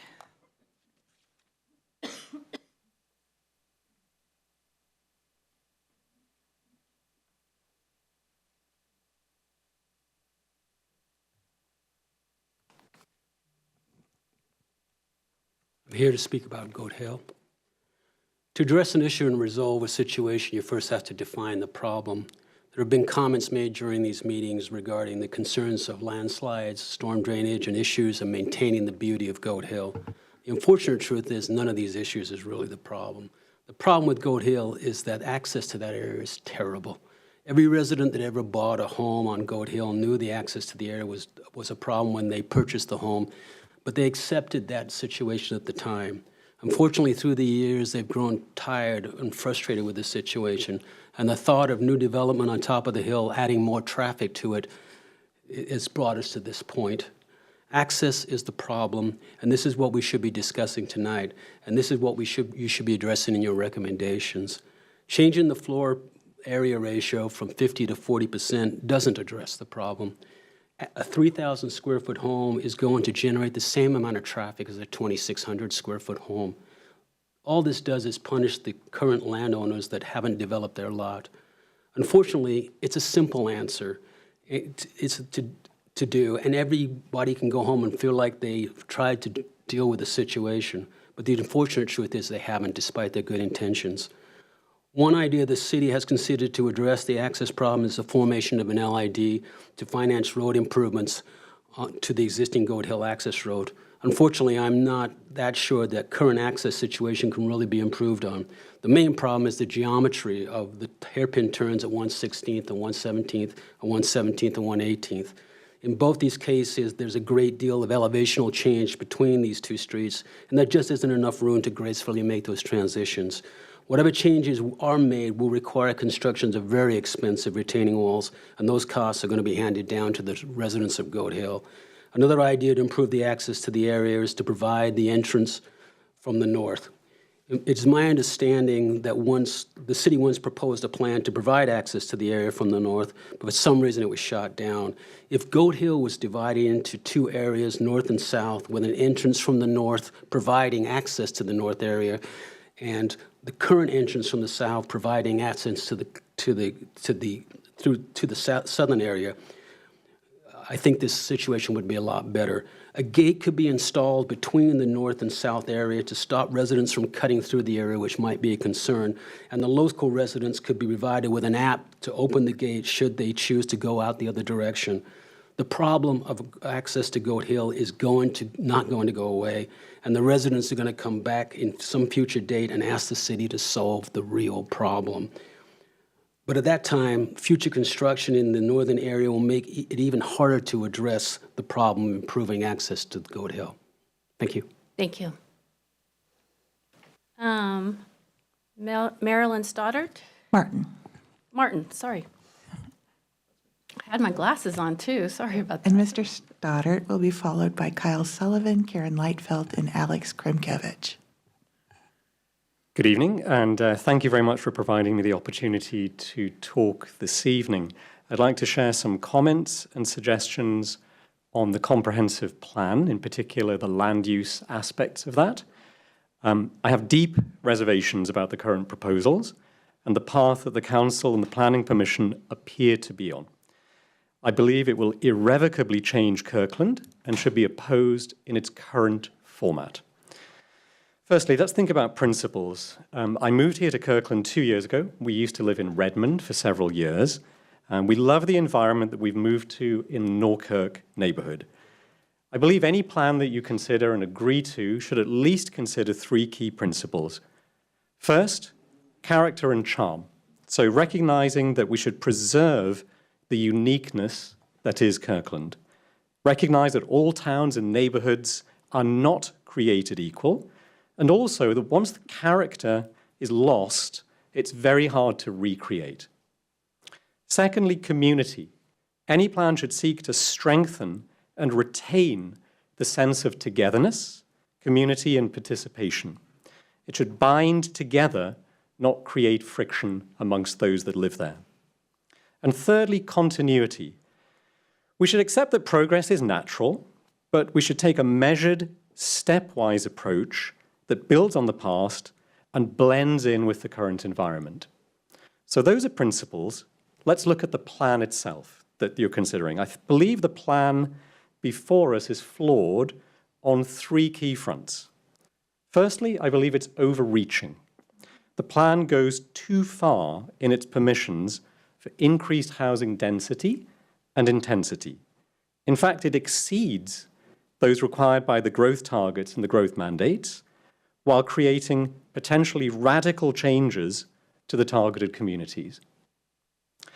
Second, at the same time, I believe it's underachieving. So it falls short on 2 of its stated goals. It fails to create a clear and meaningful path to housing affordability. Secondly, it also fails to provide improved public transport investments along the targeted transit corridors. As such, it will likely generate a lot more expensive apartments and put a lot more cars on our roads.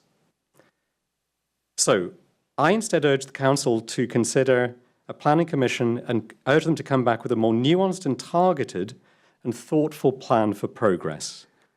Improvements that could include targeted developments in key locations that can better accommodate growth, a stepwise approach to any changes, and maintaining sensible guidelines in existing residential neighborhoods. I'm sorry, your time is up. Thank you for your time. All right, next we have Kyle Sullivan.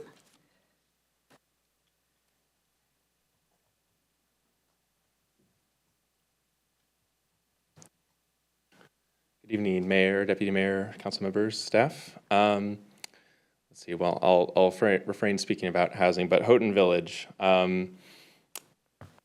I think people are right to have some reservations about the city being involved in development, but this is the situation we find ourselves in, and I think it does still represent a great opportunity to provide needs for the community of all sorts that are less likely to be fulfilled by private development, land costs and financing and all this being as they are.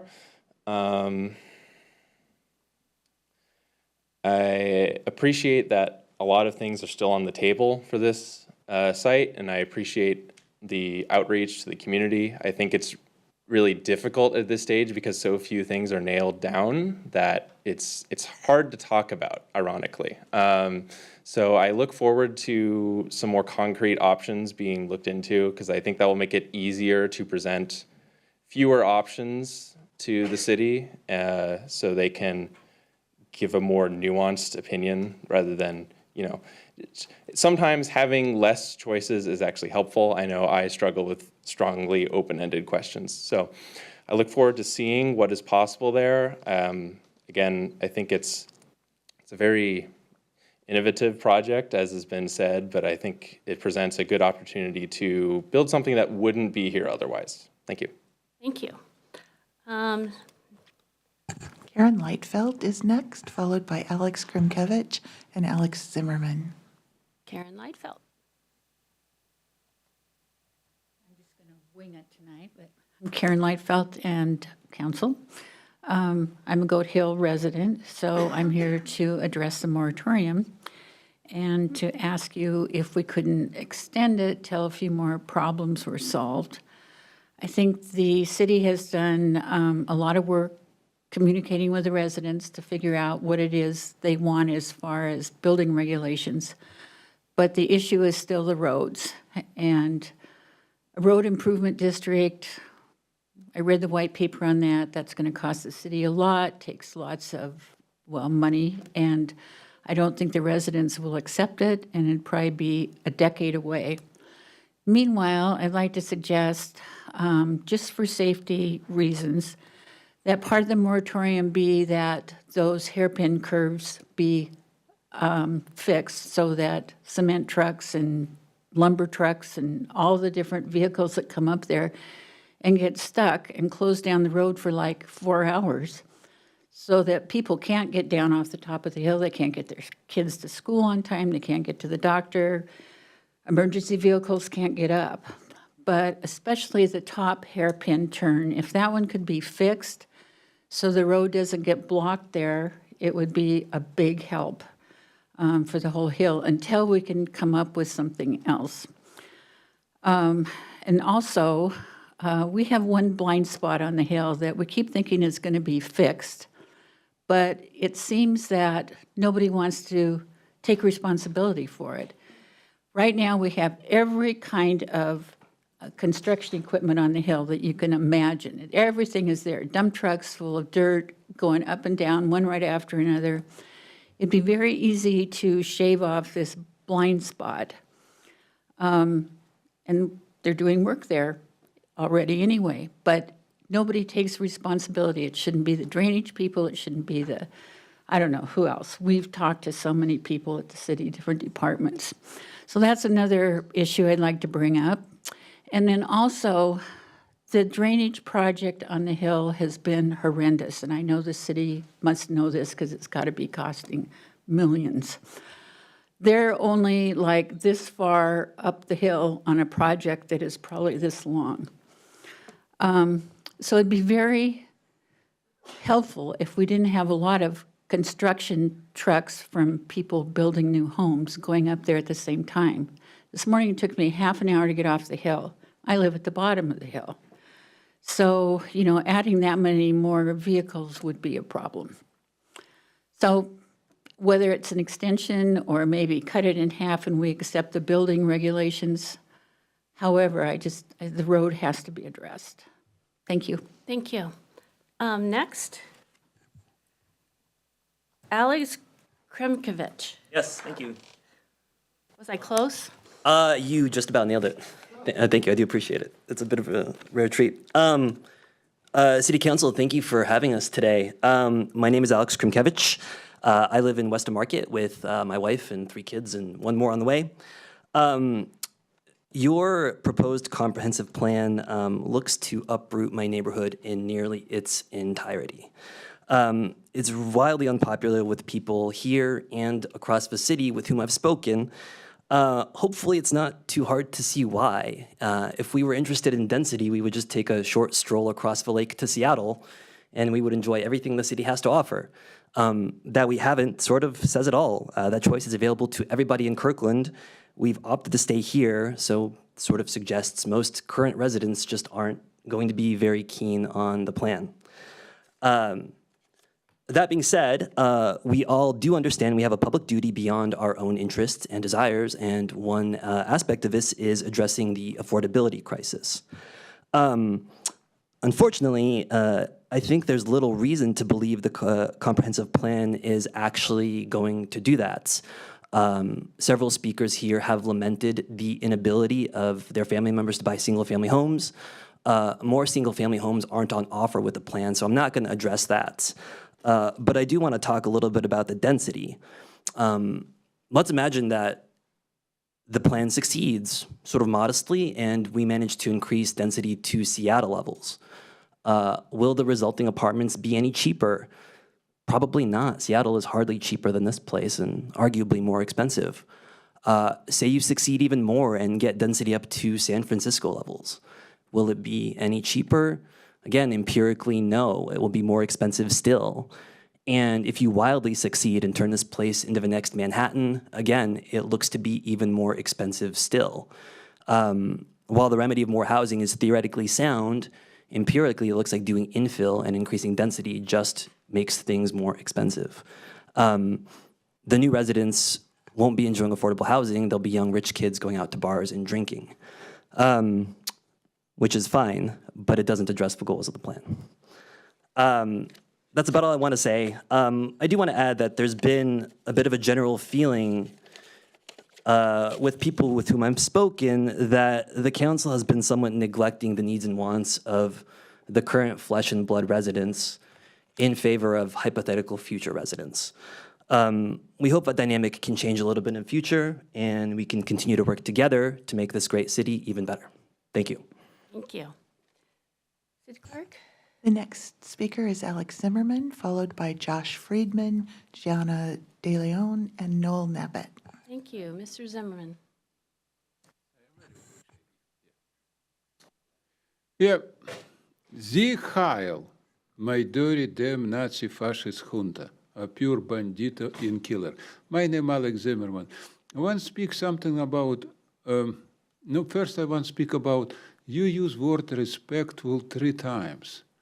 Little bit confused me. My English not so good. Where did you find this word respectful? In constitutional or from President Biden, who told me destroy Hitler, Trump in all way what is possible? I'm confused about personal correction. Guys, you forgot who you are? You elect by people. Word respectful not belong to Constitution. It belong to your personal house. Backyard. Yeah, you know about this? Good. Second, what is I want to speak? I love these children here. Nice babies. You know what it means? 20 years ago, and I spoke here for 20 years, almost in every meeting. Same children come, same talking, 20 years, nothing changed. Huh? How is this possible? Huh? I speak right now to 200,000 people who live in Kirkland. How is this possible? 20 years, this democratic fascist control us for 20 years and nothing changed. And you come again and talking, we need this, we need shoes, we need jeans, we need tomato, we need broccoli. When we start talking about them, about this fascist, before we not change this, maybe we can restore America back, bring America back. You know what this means? I'm happy for my President Trump. So I speak right now to these children. You know what this means? Guy, listen, go and look in what's happened 20 years ago. Same people like you come and talking about same problem. 20 years, life go worse, never go better. How is this possible? Is this America? When common sense supposed to be dominate, because from beginning we have common sense. This about America, common sense. not about controlling by Democrat, Nazi, fascist. This is exactly what's happened. So I am so sorry, guys. To my speech, you know what it means. I very respect you because I not use one dirty word, what is can qualify like fascism, like Nazi or commie, you know what it means. You more dangerous than Nazi and commie because they don't have constitution what as we have for 250 years. Remember this, fascist. Thank you very much. You are actually. Before continuing, I want to offer a comment on behalf of council. We heard statements that are hurtful and offensive to our community. The city council does not condone those statements. We are committed to making Kirkland a safe, inclusive, and welcoming place for all. At the same time, items for the audience provides an opportunity for community members to express their viewpoints to council. Next, we have Josh Friedman.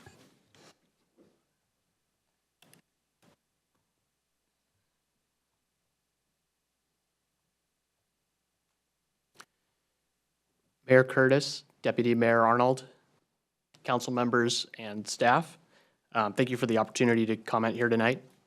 My name is Josh Friedman, and I represent Montblanc Management in its efforts to provide housing on the 4 acres of undeveloped infill residential property that it owns in the Goat Hill neighborhood. We appreciate the hard work that your whole team, plus the Planning Commission, has put into these draft Goat Hill regulations that you will consider tonight. However, in your final deliberation, we hope you will reconsider the package's tightened lot coverage limit or its tightened floor area ratio restriction, or both. This package already would exclude most of the city's middle housing types from the Goat Hill neighborhood. But it would also go further by tightening lot coverage limits from 50% to 40%, and by also reducing floor area ratio limits from 50% to 40%. These choices could certainly weigh on the city's capacity to meet its stated housing goals, and would likely harm property values for homeowners and owners of undeveloped infill parcels in the Goat Hill neighborhood. Thank you for your thoughtful work on this package. Please do consider the unintended consequences of tightening coverage limits and FAR limits for Goat Hill's residents and property owners. I'd be happy to answer any questions you may have. Thank you. Gianni De Leon.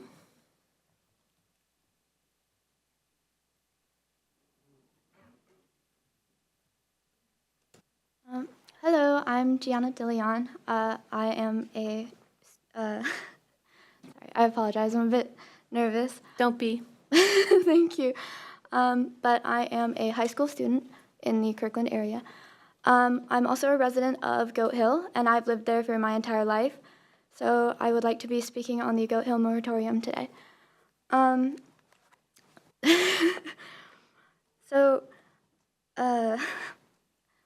My parents have lived there for 20 years, and in that time, both them and my neighbors have been constantly talking about the developments and the constant construction and just already horrendous traffic control and safety problems on the hill. Sorry. Okay. So with the construction, the disruptions have gotten really, honestly, very irritating. With the amount of trucks getting stuck, it's multiple in a year at this point, and it's fairly surprising. And like it was stated earlier, it has caused many people to be late, unable to pick kids up from school, and the like.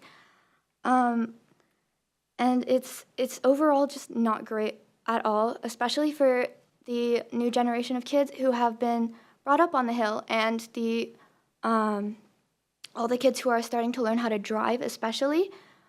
Getting home is like a nightmare because it will take ages and it will take a lot of courage for sure. If any one of you have ever driven up Goat Hill, then you'll know for a fact that it takes courage.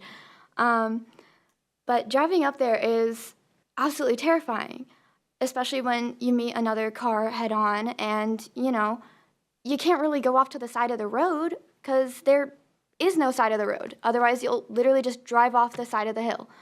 And that in itself has happened multiple times before too, which is absolutely terrifying. I would hate to imagine anything like that happening.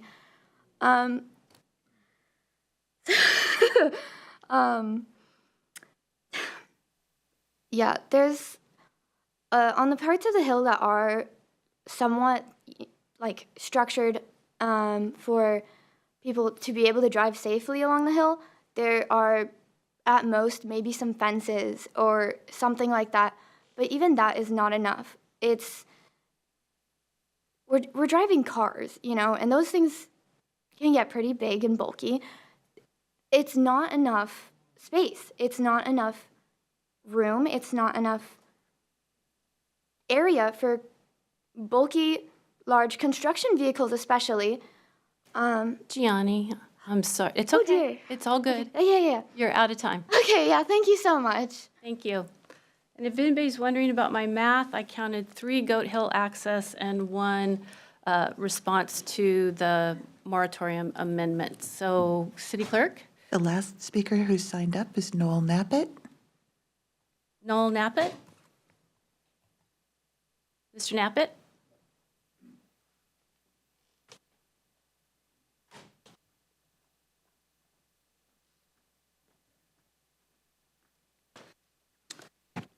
Can you guys hear me back there?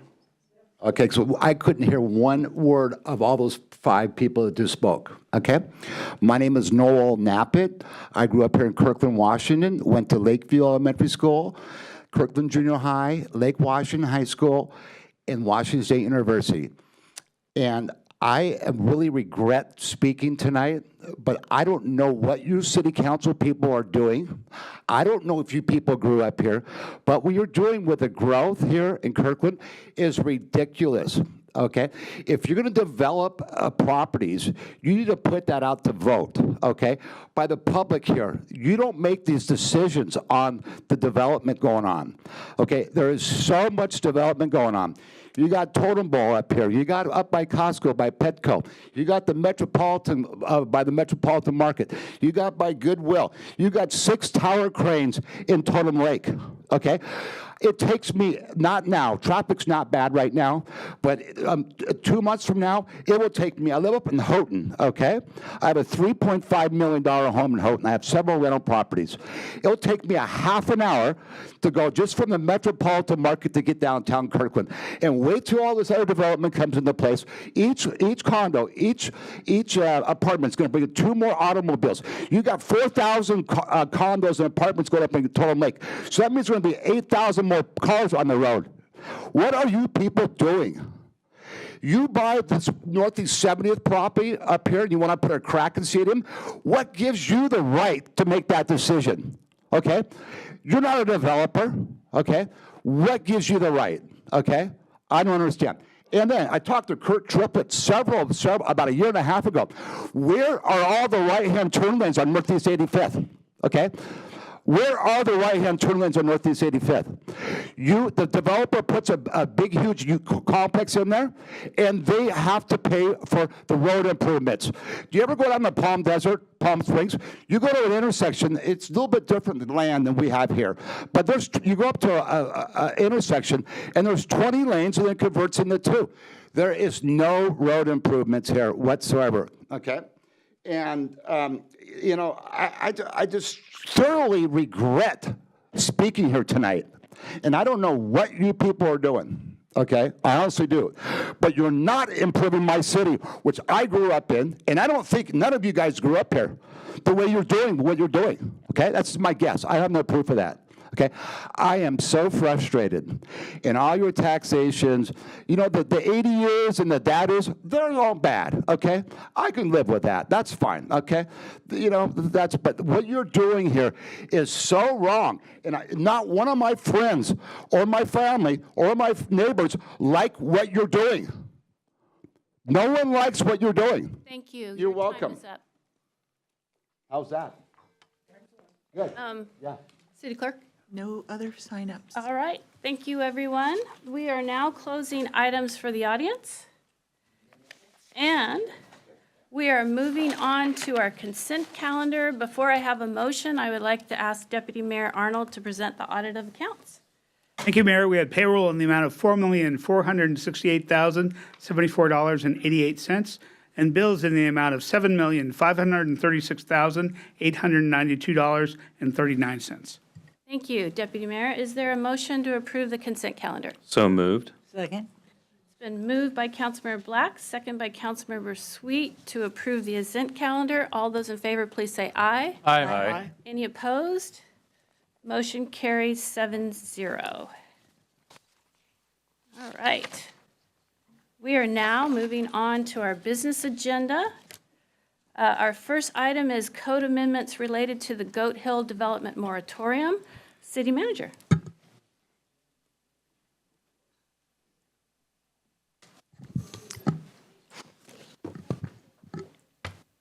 Sorry. Thank you, Madam Mayor. Tonight we are looking for potential action on these Goat Hill regulations. These have gone to the Planning Commission. Here to give you that presentation is Adam Weinstein, our Director of Planning and Building, and he is joined by our Planning Supervisor, Denise Russell. Welcome. Thank you. Let me just get this PowerPoint up. Let's see here.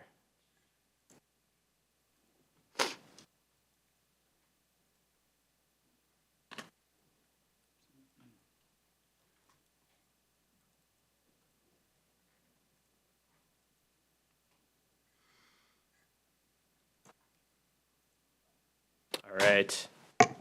Hopefully everybody can see that. Good evening, Mayor Curtis, Deputy Mayor Arnold, and council members. Great to be here to talk about Goat Hill. We have about 12 slides. If you take out the first and the last one, it's about 10 slides. Denise Russell, our planning supervisor, and I are going to share this presentation. I'll do the first couple slides and then hand it over to Denise. Before getting into the presentation, just wanted to thank the Goat Hill community. You've heard from a bunch of them today. They've been very forthcoming about their lives on Goat Hill, the issues that they're currently facing, and have been really helpful in helping us craft the regulations that are before you tonight. Also wanted to thank our Planning Commission and City Council for really helping us focus the scope of work for this study so that we could actually get it done within 6 months. And I just wanted to start by talking about a couple of the ways that this project is different from other projects that we're working on, just to sort of provide some context for this particular set of amendments. One is that, as you know, these amendments are organized around a moratorium, right? So this is a project that's accomplished within 6 months. It's intended to begin quickly and end relatively quickly as well. The second issue I wanted to mention is that we're doing something sort of unique in the history of Kirkland in terms of where we are right now, which is that we're recommending using regulations to restrict housing development. So it's interesting to talk about that in the context of the density increases that are being contemplated for the comprehensive plan and what's happening and what we're talking about in terms of building affordable housing at Houghton Village. This is a very unique situation, we feel. We've talked about how Goat Hill is a very unique area in terms of its topography, environmental constraints, and as you heard tonight, access constraints. So we feel like using development regulations to restrict housing development is something that we want to use very sparingly and is not something that we'd likely recommend anywhere else in the city. And then the last thing I wanted to mention that's unique about this project is what we characterize as the paradox of development on Goat Hill, which is that every single development project that happens on Goat Hill, it adds additional traffic to the Goat Hill, right? It adds additional construction traffic. It adds additional operational traffic, trips going up and down the hill, which is not great for access on Goat Hill.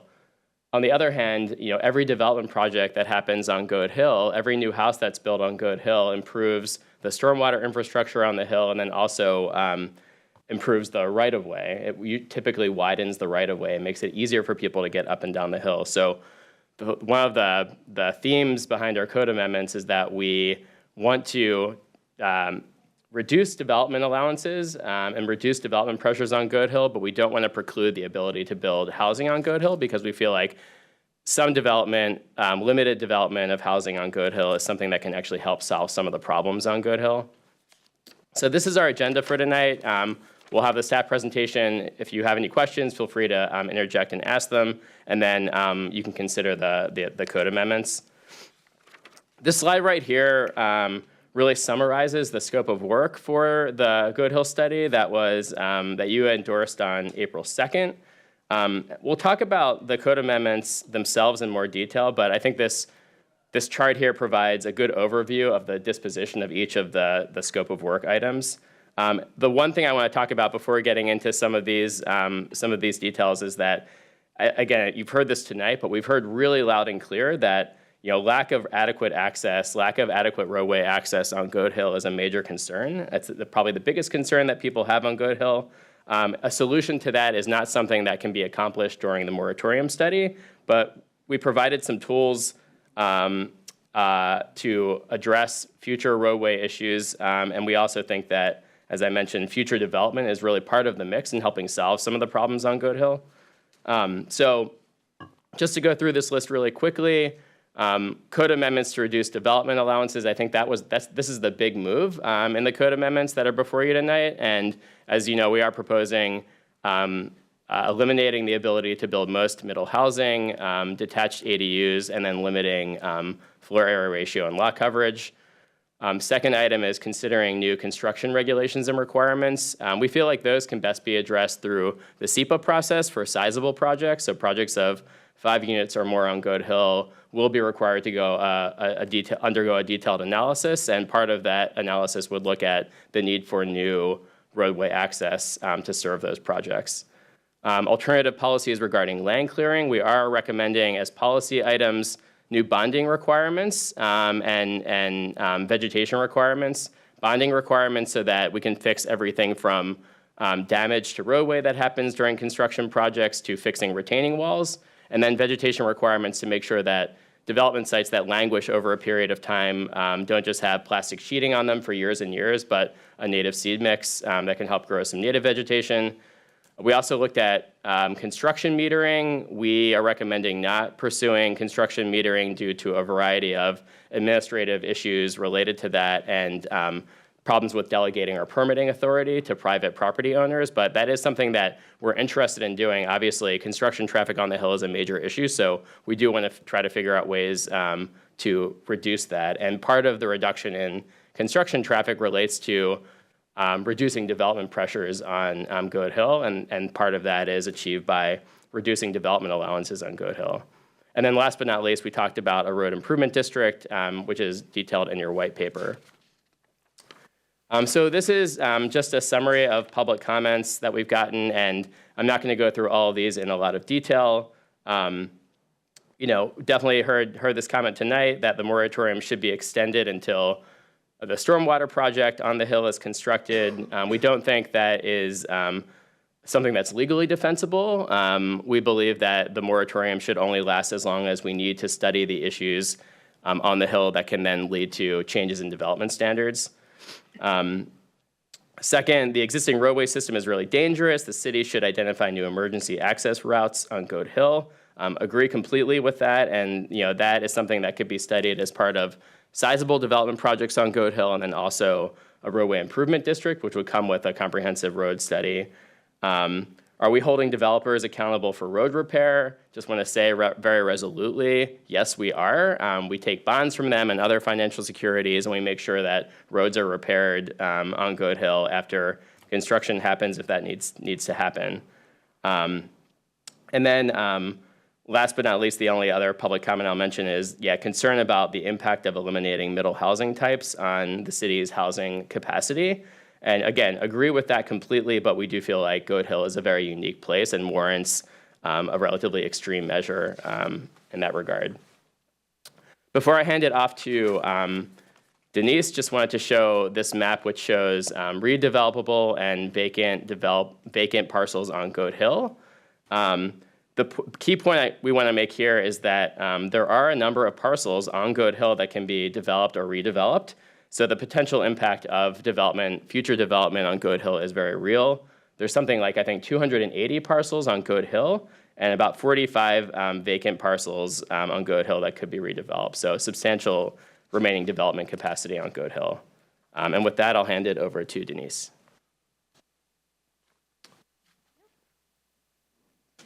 Okay, next we'll get into the details of the proposed code amendments and the policy changes that Adam mentioned.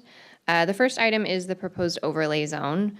And the map here on this slide shows the boundaries of that overlay zone, and you'll see that it only includes the properties that are zoned RSA 4 within the Goat Hill area, and does not include the properties on the east side that are zoned for multifamily. And there are 2 additional parcels in the northwest corner that we will be recommending for addition to the overlay as part of a future miscellaneous code amendments package, which is tentatively scheduled for council action on September 3rd. So the proposed overlay zone houses all development regulations specific to Goat Hill, and these are this is a table of some of the changes that we're proposing.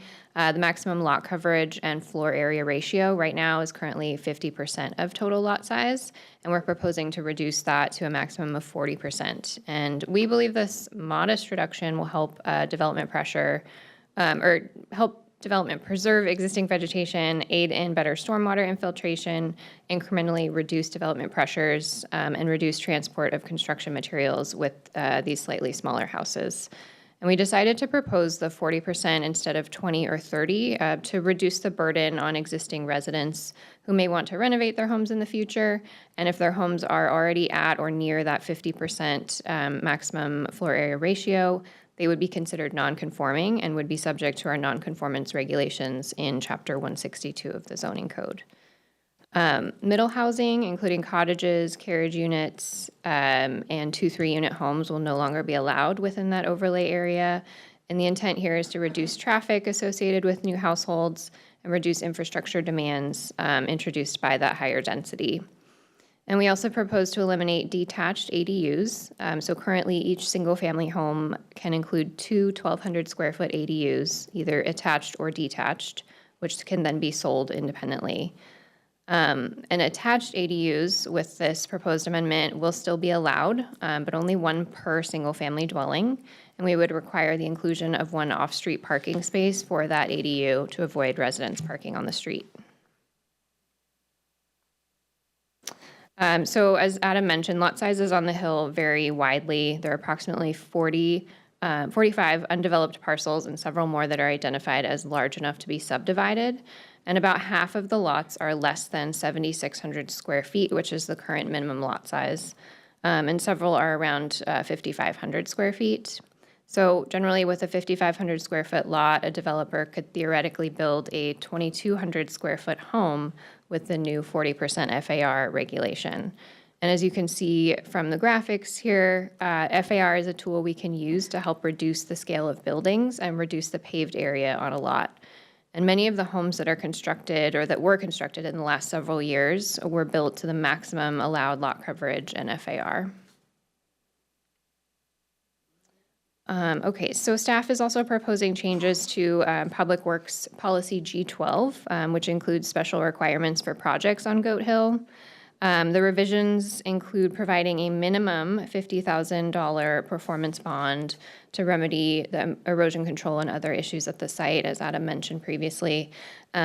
Before this amendment, it was a total of $50,000, so this change will give the Public Works inspectors flexibility to capture some of the higher cost projects. Another addition is the requirement to seed property that remains untouched for 30 days with a native ground cover and a wildflower seed mix. So if our Public Works inspectors determine that winter weather makes the vegetation establishment infeasible, then we would allow plastic covering to be used, but only for 1 wet weather season. And then come the next spring, they would have to seed it with the ground cover and wildflower seed mix. And this change should help alleviate concerns about construction sites sitting untouched for a long time. And so the white paper that we included as attachment 3 of your staff memo summarizes the steps we would take to establish a road improvement district and to explore alternative fire and EMS emergency vehicles. And these would be multi-year efforts as explained in the paper and would require dedicated city staff to lead project management efforts. So with that, staff recommends that City Council adopt Ordinance 4879, which includes code amendments as detailed in the staff memo.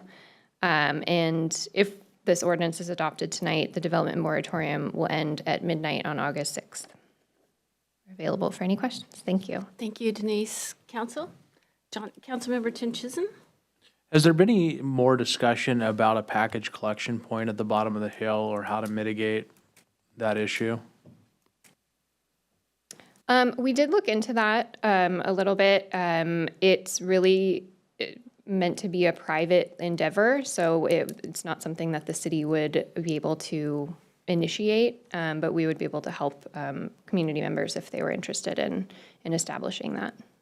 Thank you. Deputy Mayor? Thank you, Mayor, and thank you, Denise.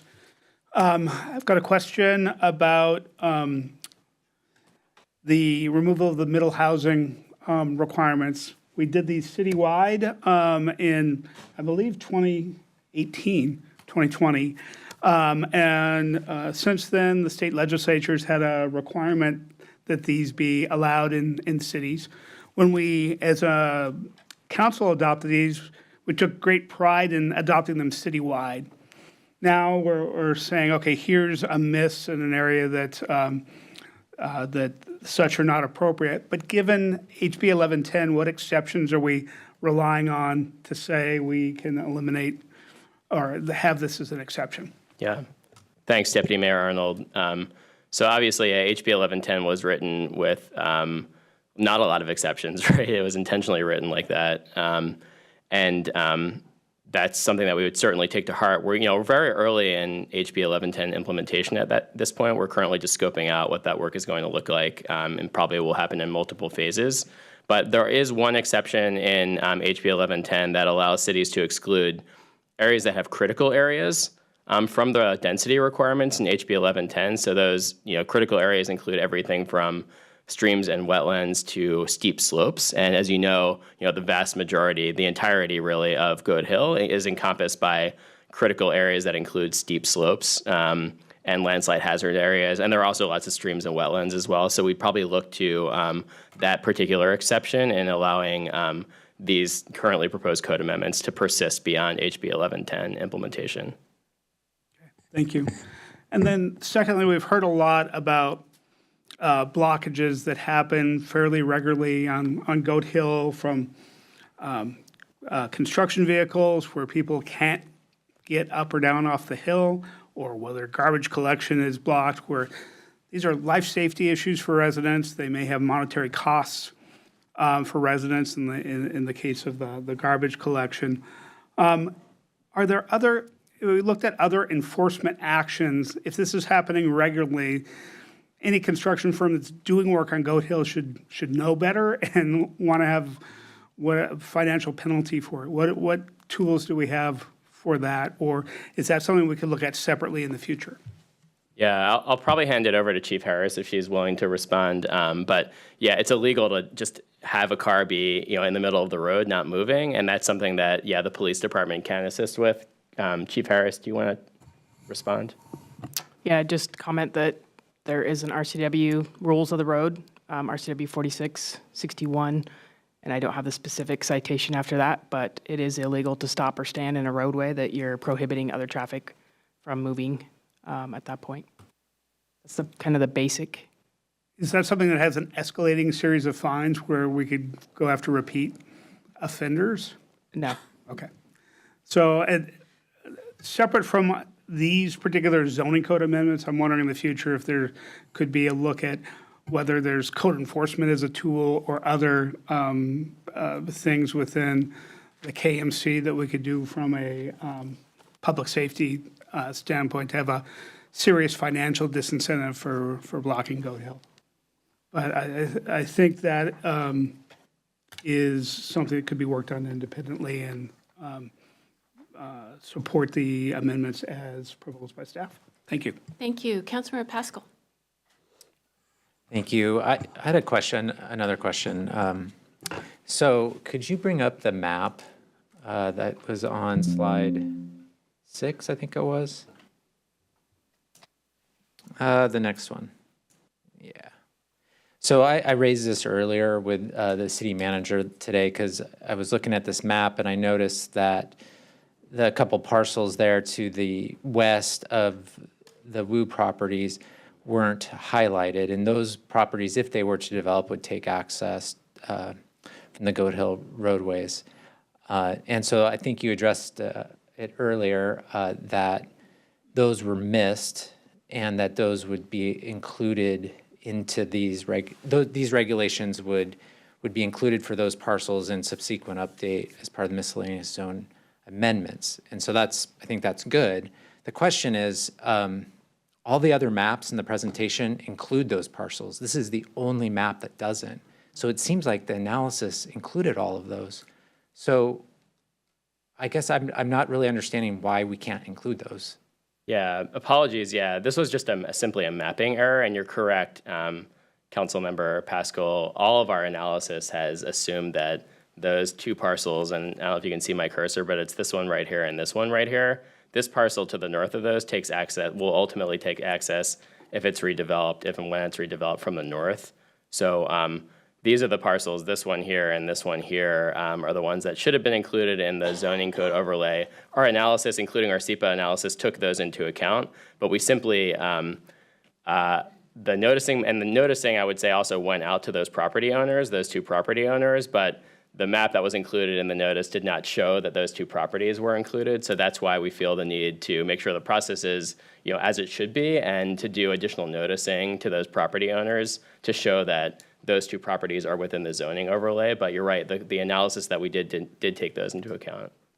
Okay, yeah, that's helpful explanation. I guess I'm wondering, I was looking at the ordinance too, in our packet, the actual edits, and it references, what map does it actually reference, I guess? Because that map isn't actually part of the ordinance. Yeah, it where references does the map like reside? Like where would one find it in the future? Yeah, it references this map, which will be shown on our zoning map. Okay. Yeah. Okay. Well, yeah, we'll fully support that. It's disappointing that was overlooked, but it sounds like, I guess the concern is that those properties, theoretically, the moratorium will disappear. Those properties could generally be held to the standards that we aren't, regulations that we won't be subject to these regulations. So theoretically, they could come in, submit an application, if that's even feasible, before the time that we actually then are able to pass the miscellaneous code amendments. Is that correct? So Yeah. that's kind of the risk? Yeah, that is theoretically correct, and we think the risk is very low of that happening for a couple of reasons. One is that if say, for instance, somebody wants to build cottages on, say, that bigger property, that would likely accommodate more than 5 cottages, and so it would be required to undergo SEPA analysis. Also, cottages require a pre-submittal meeting before you submit a complete application, so you need to do a pre-submittal meeting for cottages. You also have to prepare a geotechnical report, a wetland study, a tree report. Those things would be very difficult to do in a limited amount of time. So that's the primary reason that we think that that is hypothetically theoretically possible, but is probably unlikely to happen. Okay. Yep. Thank you. Thank you. Councilmember Sweet? Thank you. Adam, clarify for me, the new code would eliminate the ability to build cottages, correct? Correct. Okay. The other question I have is, how much longer is the road work that is going on, that's only gone this far, going to be going? Yeah, I'm wondering if Denise or anybody else, if anybody from Public Works is here, knows the duration of the project. I'm not totally sure, actually.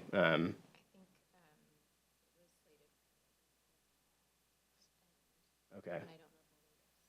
Yeah, Denise Russell is saying probably slated to end the middle of the fall, and this work is stormwater improvements. Right. Good Hill, yep. I guess that makes me question your comment that said that it probably is unfeasible to support continuing the moratorium.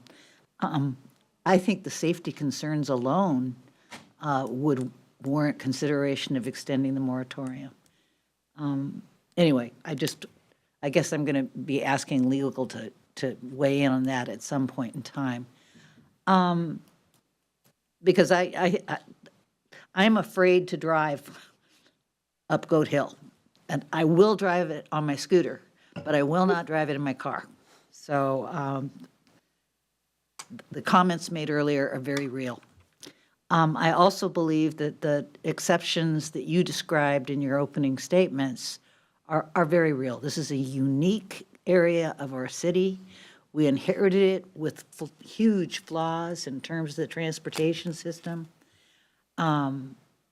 So two things. I'm going to support the proposed code amendments as staff has amended and the Planning Commission has submitted. But I don't think we can give up on trying to figure out what to do with the road. At some point in time, I think we're responsible for it. I think that time is now. So as long as we include that, I think one of the emails we got earlier today was, don't kick the can down the road again. And I'm pretty strongly in support of that statement. So that's where I am. Thank you. City Manager, did you want to add something?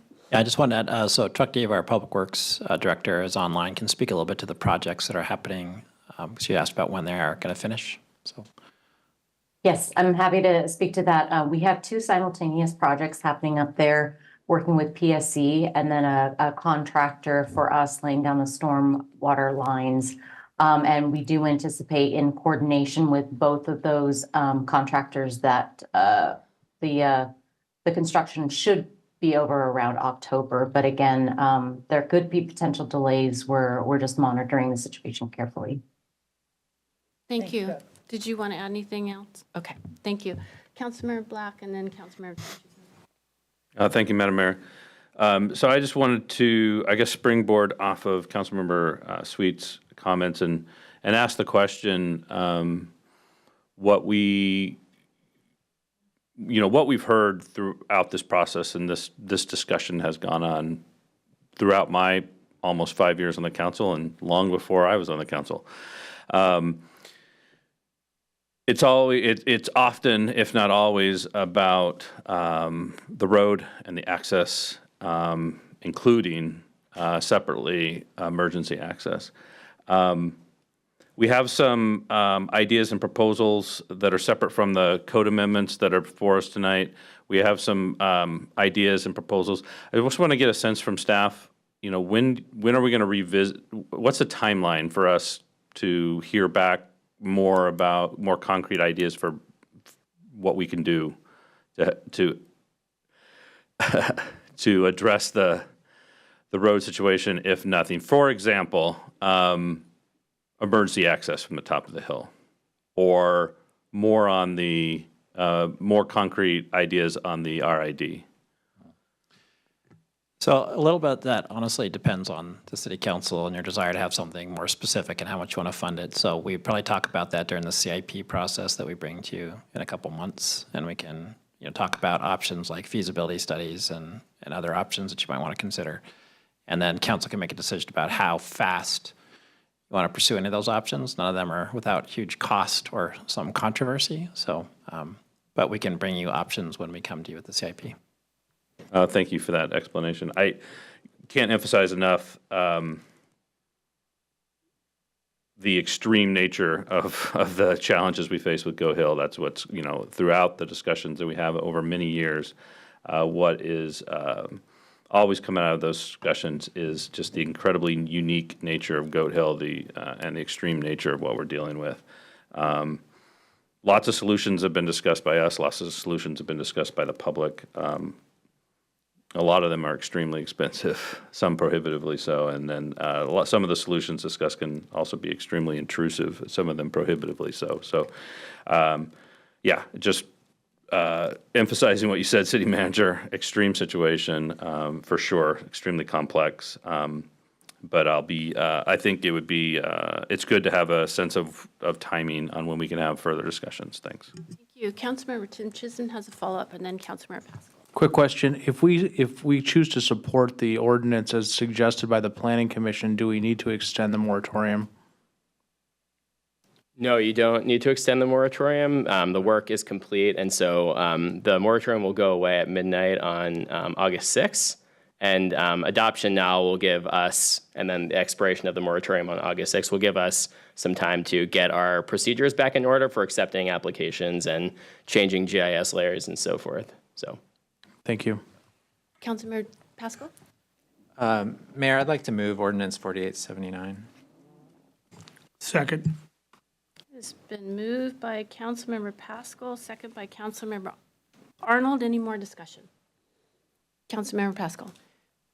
Yeah, just to speak on behalf of the ordinance, recognize a lot of the work that's been done by staff and a considerable amount of input we've gotten from the residents of Goat Hill,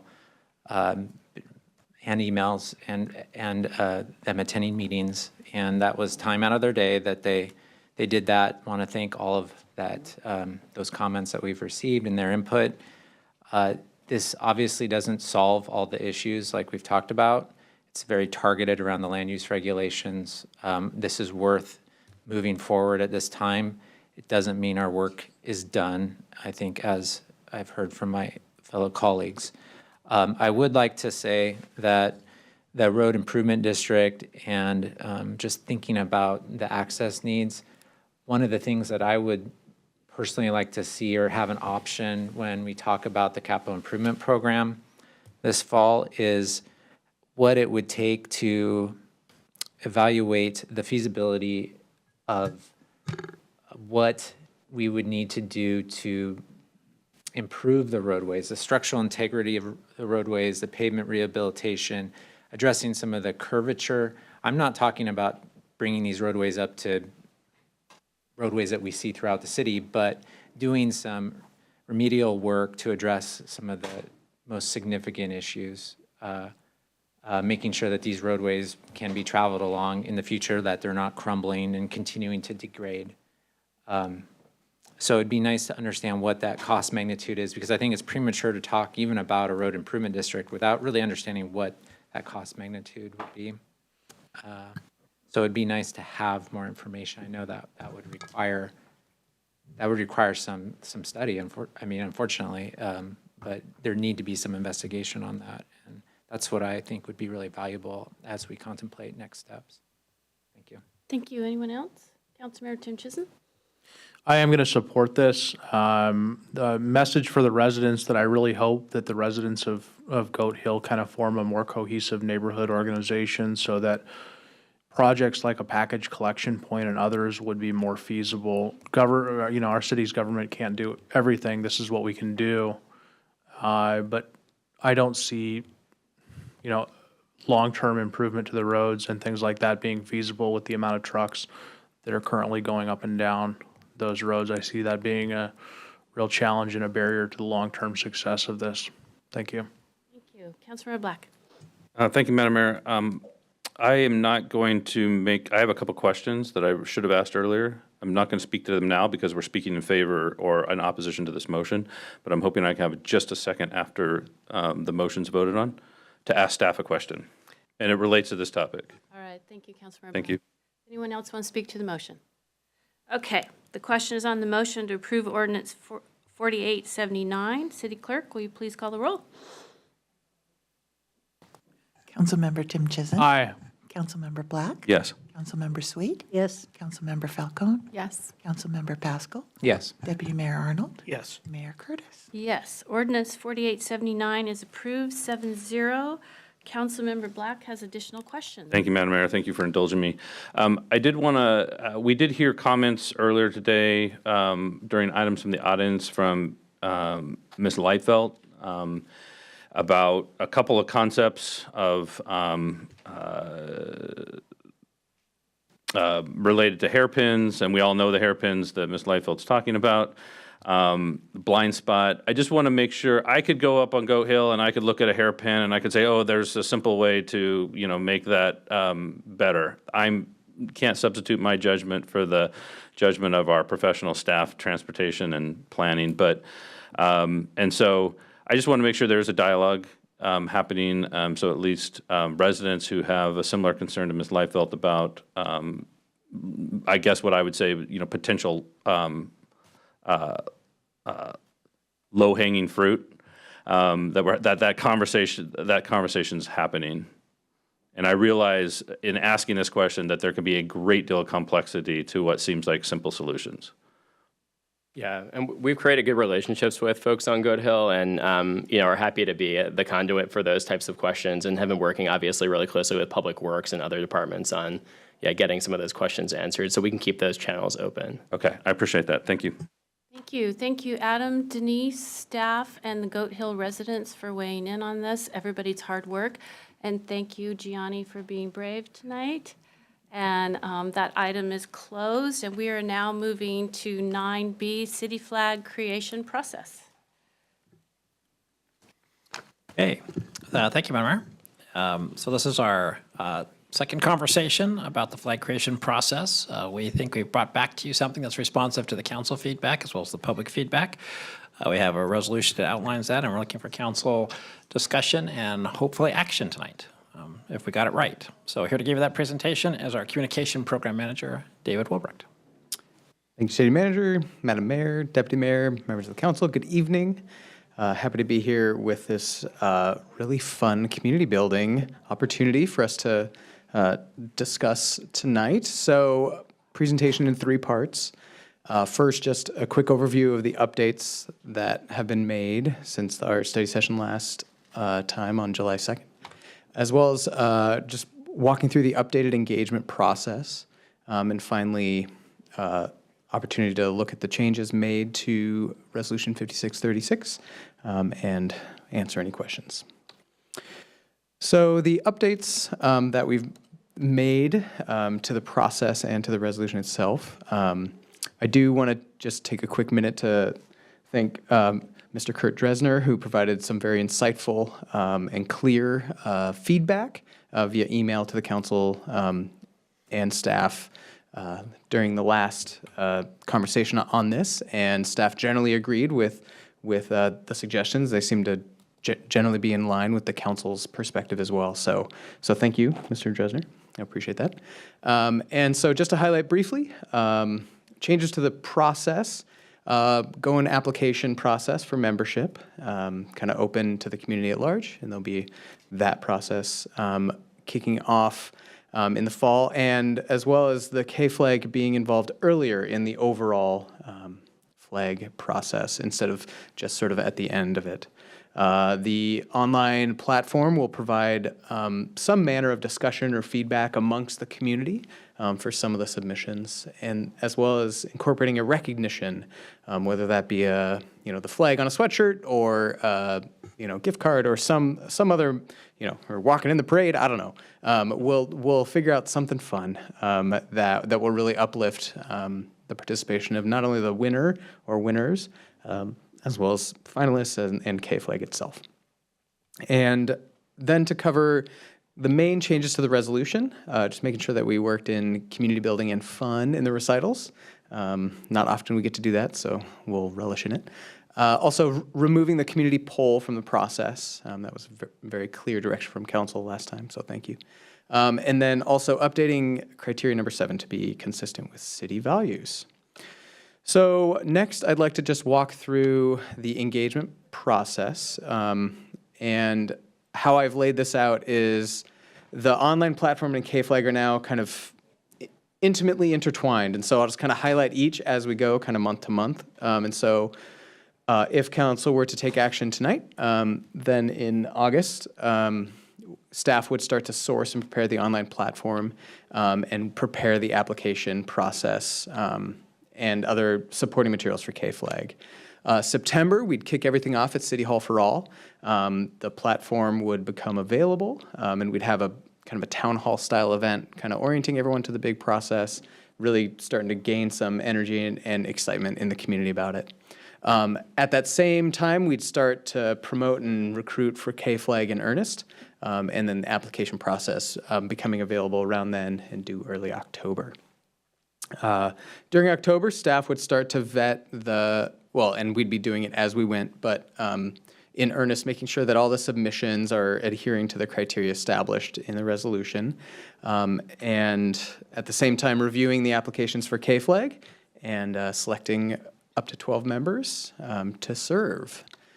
In November, I'll actually switch to K-flag first. So K-flag will meet to orient to their role, and will actually start to narrow down the raw submissions from the community to select a few dozen semifinalists, for lack of a better term.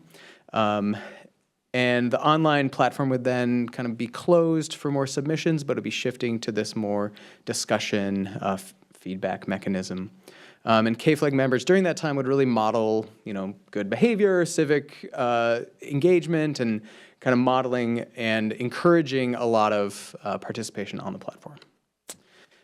Then December, the online platform discussion would actually close, but it would remain available and visible to everyone for reference.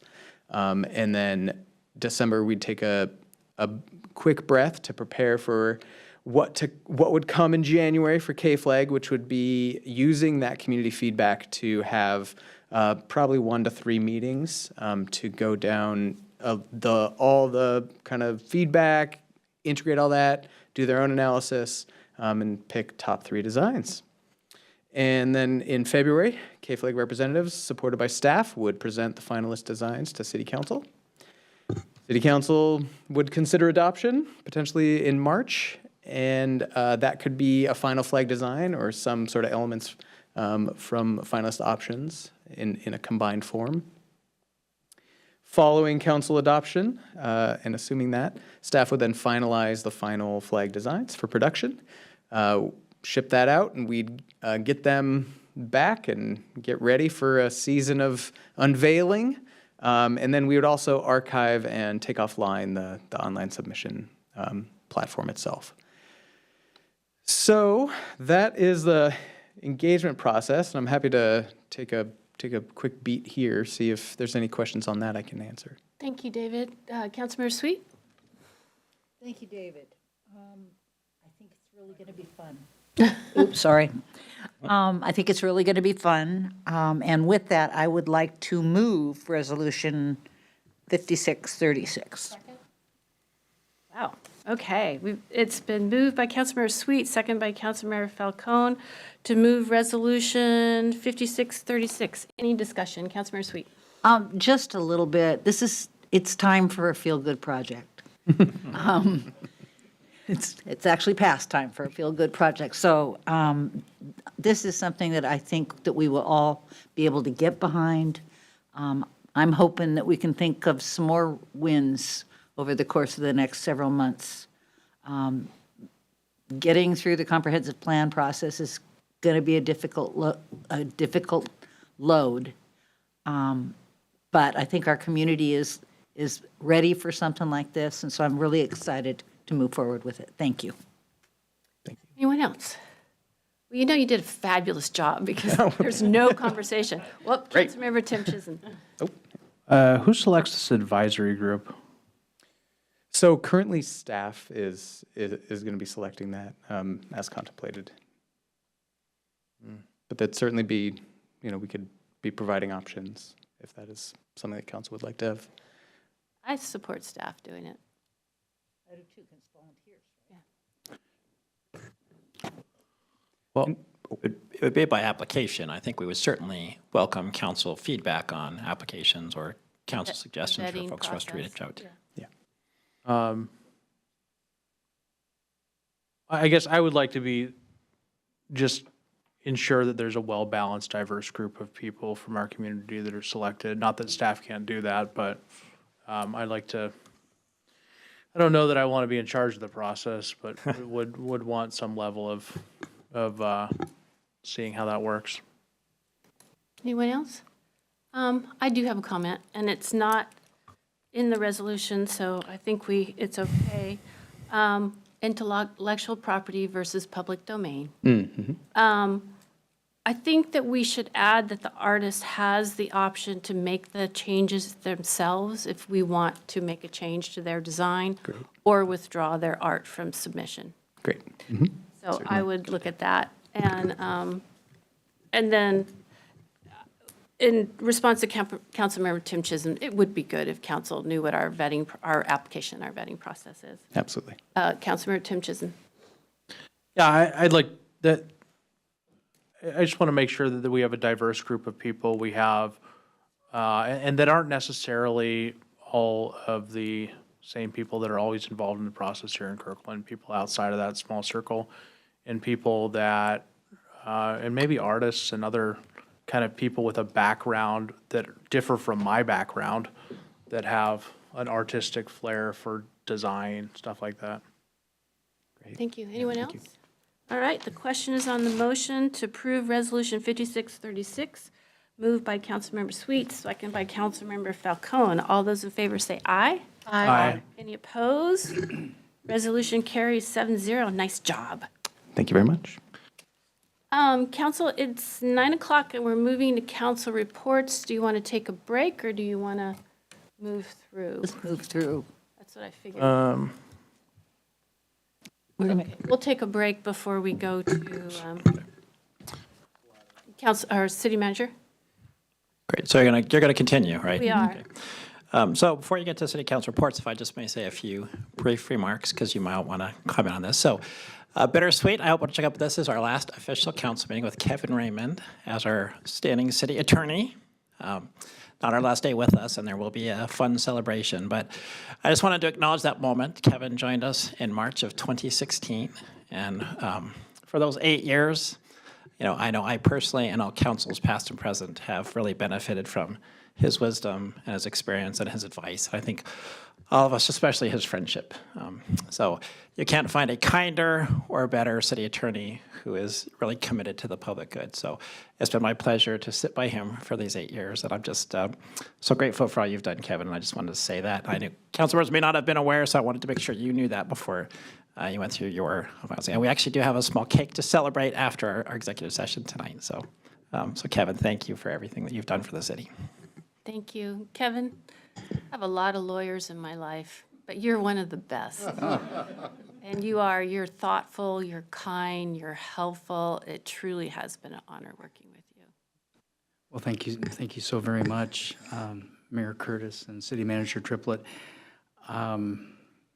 I could go on and on. I've had a great time at the City of Kirkland. I'm so proud of the work that the city does and that you as a council do, whether it was the response to COVID or the exploration of how we can address the challenges of individuals experiencing homelessness, DEIB, safe, welcoming, and affirming, economic vitality,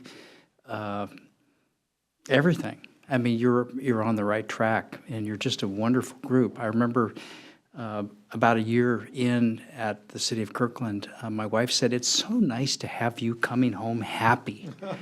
And I've been practicing law for 40 years, and I said, "I'm always happy." She said, "No, this is just different. You're just happier." And it just really drove home to me that I respect and like and enjoy being around really everybody. I've told a lot of, I'll just say up-and-comers that don't take having a boss like Kurt Triplett for granted. I've had some wonderful bosses, but Kurt has been the best boss, and it's because he has your back, he's thoughtful, he's visionary, he's detail-oriented, he's hardworking, he's fun, he's humorous. I mean, it's very unusual mix and not to be taken for granted. And I say that after 40 years of seeing lots of great leaders. This friend of mine is very special. I want to say one thing about the next city attorney too, and she's here, and I'm glad she's here. I'm really grateful to Julie Underwood for leading a really thoughtful process that ended up with Darcy Eilers, my friend and my colleague, as the next city attorney. Honest to God, she is one of the most gifted attorneys I've known in my whole life, and I'm not embarrassed to say she's quite a bit smarter than me. She really is, and she's very passionate about her clients and the issues and the city of Kirkland, and she's committed to you, and she's going to do great. And I'm just so thrilled about her appointment and your future together. I probably won't be sitting next to anybody doing items from the audience every week, but I do hope to stay in touch. And thanks for letting me go on and on. I don't mean to keep you from your reports or your closed session. Thank you, It's been Kevin, great. and we truly will. Oh, one last thing, Mayor. And this is a little off topic, but I just want to say, I had told Kurt, I don't really want a lot of attention around my retirement because you gave me attention. When I got hit by a car on my bike 11 and a half months ago, you guys were so wonderful. And I was just filled up with the support and the love and the warmth and the caring that you all extended to me. I wear the world's best bike helmet every time I ride, and it was thanks to you all. And I think about you every time I put it on. And so my sense of warmth and affection for you as I retire is also sort of embellished by the care you took of me when I was hurt. So thank you so very much, all of you. Thank you. Stay safe. We'll miss you. John. All right. So now we'll go to council reports. Now I'm feeling emotional. Councilmember Tim Chisholm. This is just our updates or our, oh, okay. Saturday night, I went to Kirkland Uncorked. Had a great time, and it's one of the, really one of the best events we have here in the city. Actually, I'm going to talk about something different. Well, long before I got on the city council, can I just, is it story time? Can we just do whatever we want up here? This is awesome. Long before I got on the city council, I had an opposing counsel, was Kevin Raymond, on an issue I had with the city. And he was so gracious and so kind and always talked about doing what's best for our city. It was almost a little, it was difficult to litigate against him because the guy was so nice and so kind and tried to bring people together. It was a little off-putting, actually. But Kevin, you are a master at bringing together people, especially in an adversarial and litigation setting, to resolve the issue as amicably as possible.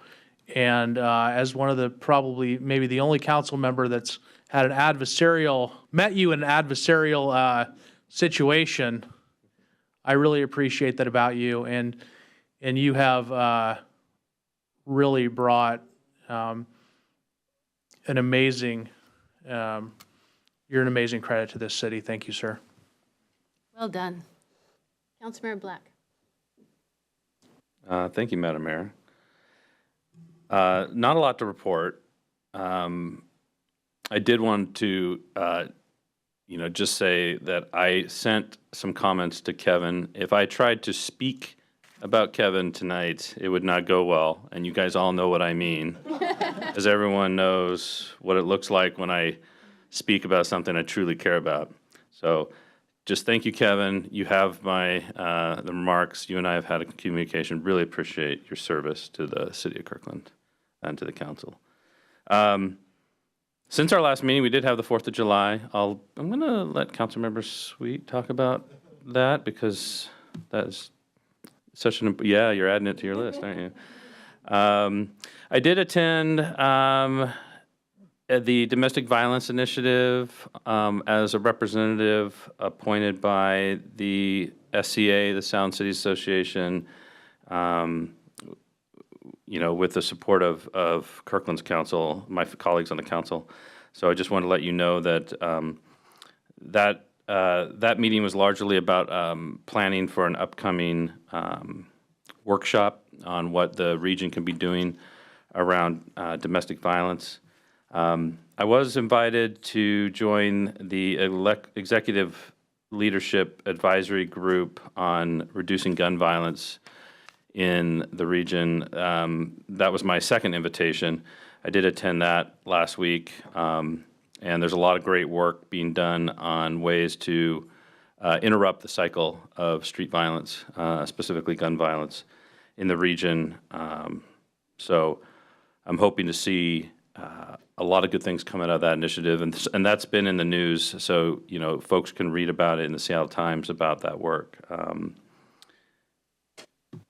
Trying to see if there's anything else my colleagues really need to know about. Tomorrow is a meeting of the Regional Transit Committee, And just know that the rapid ride prioritization plan is scheduled to be approved at that meeting. Once again, the K line that is so important to Kirkland is not part of that prioritization. That work is ongoing, but the approval of that plan is important to make sure that some deadlines are met in order to ensure that the money for the continued design of the rapid ride K line continues. So I'm optimistic that'll be approved tomorrow. It goes to another committee at King County and then eventually to the county council for approval before the end of the year. And I think that is all I have that is important enough to report on. Thank you, Madam Mayor. Thank you. Councilmember Sweet? Thank you. Just fun stuff this time. Yes, we had a great 4th of July. Thank you all for your participation. The veterans so appreciate the fact that you come down and say hi and make them be part of it. I mean, they are part of it, but we haven't always done that. So I just think it's powerful. The other thing that I had to report on the 4th of July, I hope you all saw the dancing horses. No. The dancing horses were absolutely outrageous, and nobody knew, but they've performed for almost 40 minutes after the parade in the parking lot at Heritage Park. Oh, wow. So we are going to make sure that we get that performance as part of next year's buy, and we will look for a sponsor for it. But regardless, we are having dancing horses next year, whether we get one or not. And then beyond that, I've been fortunate to have the time to be able to participate in the Wednesday market almost every week since it started. It is an amazing Wednesday market. I invite you to come down. The berries are just at perfection. It's the biggest market we've ever had.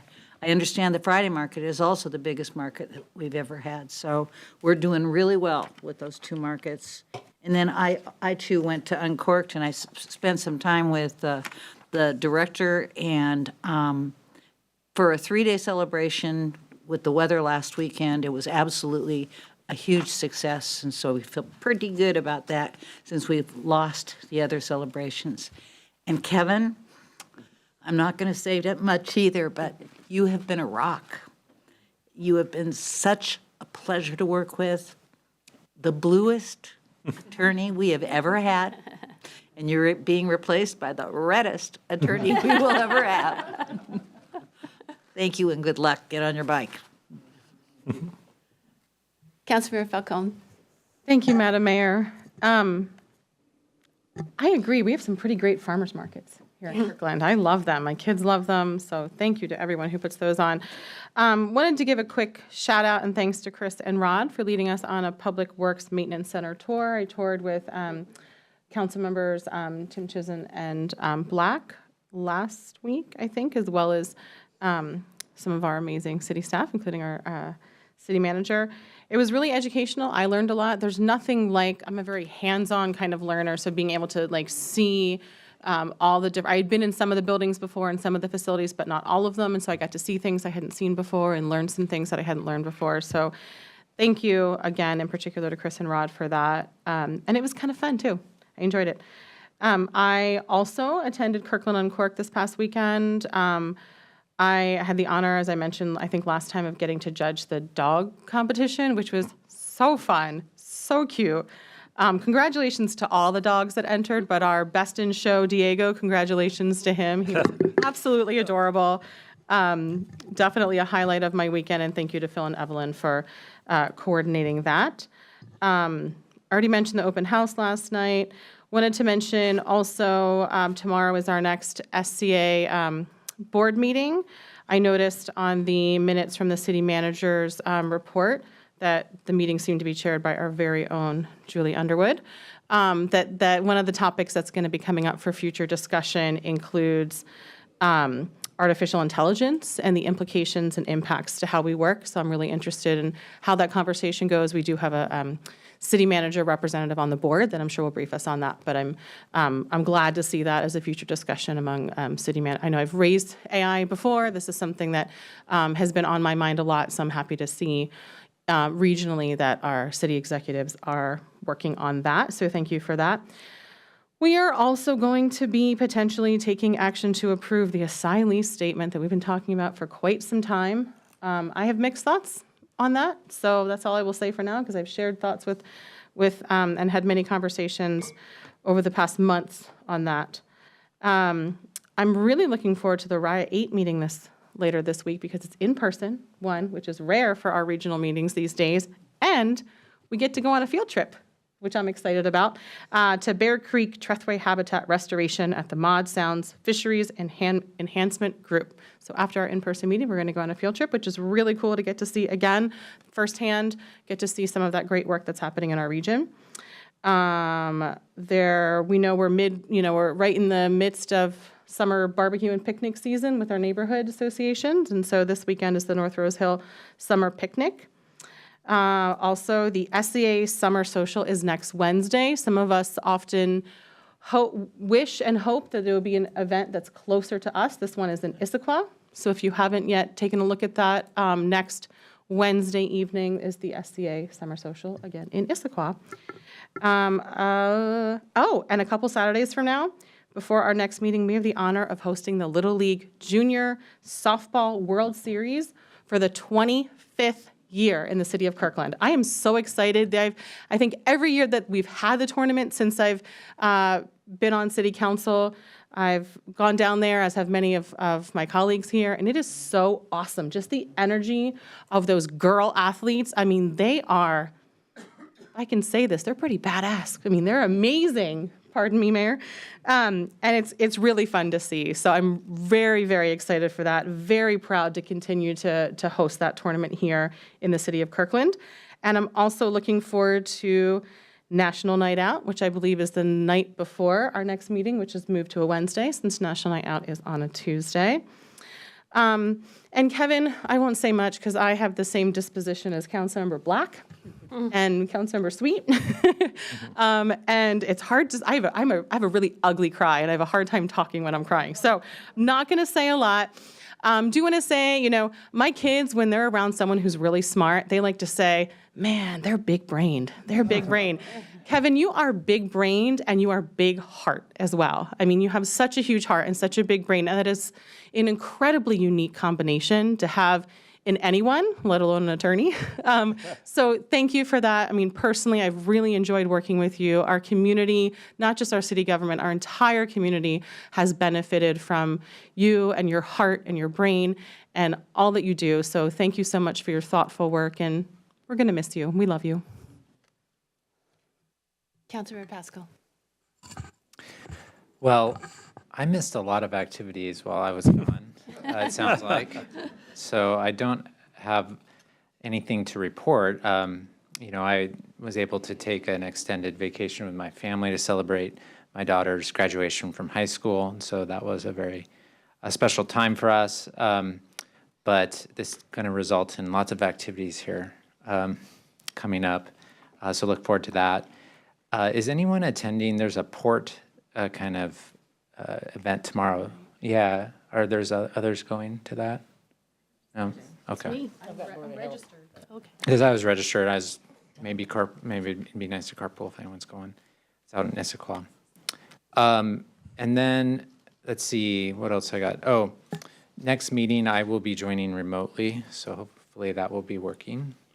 And then for Kevin, just excited for you and your retirement, but you will be missed. I always enjoyed your wise counsel, both not just on like city issues, but things pertaining to non-city issues as well, that you were always very helpful, always willing to lend a hand, even when you didn't have to. And I just remember that about you, and just wish you the best. Yeah, thank you for all you've done. I do have a couple things under calendaring. Should we finish reports and then do calendaring during city manager? Thank you. Deputy Mayor? Thank you. I have a couple things to report.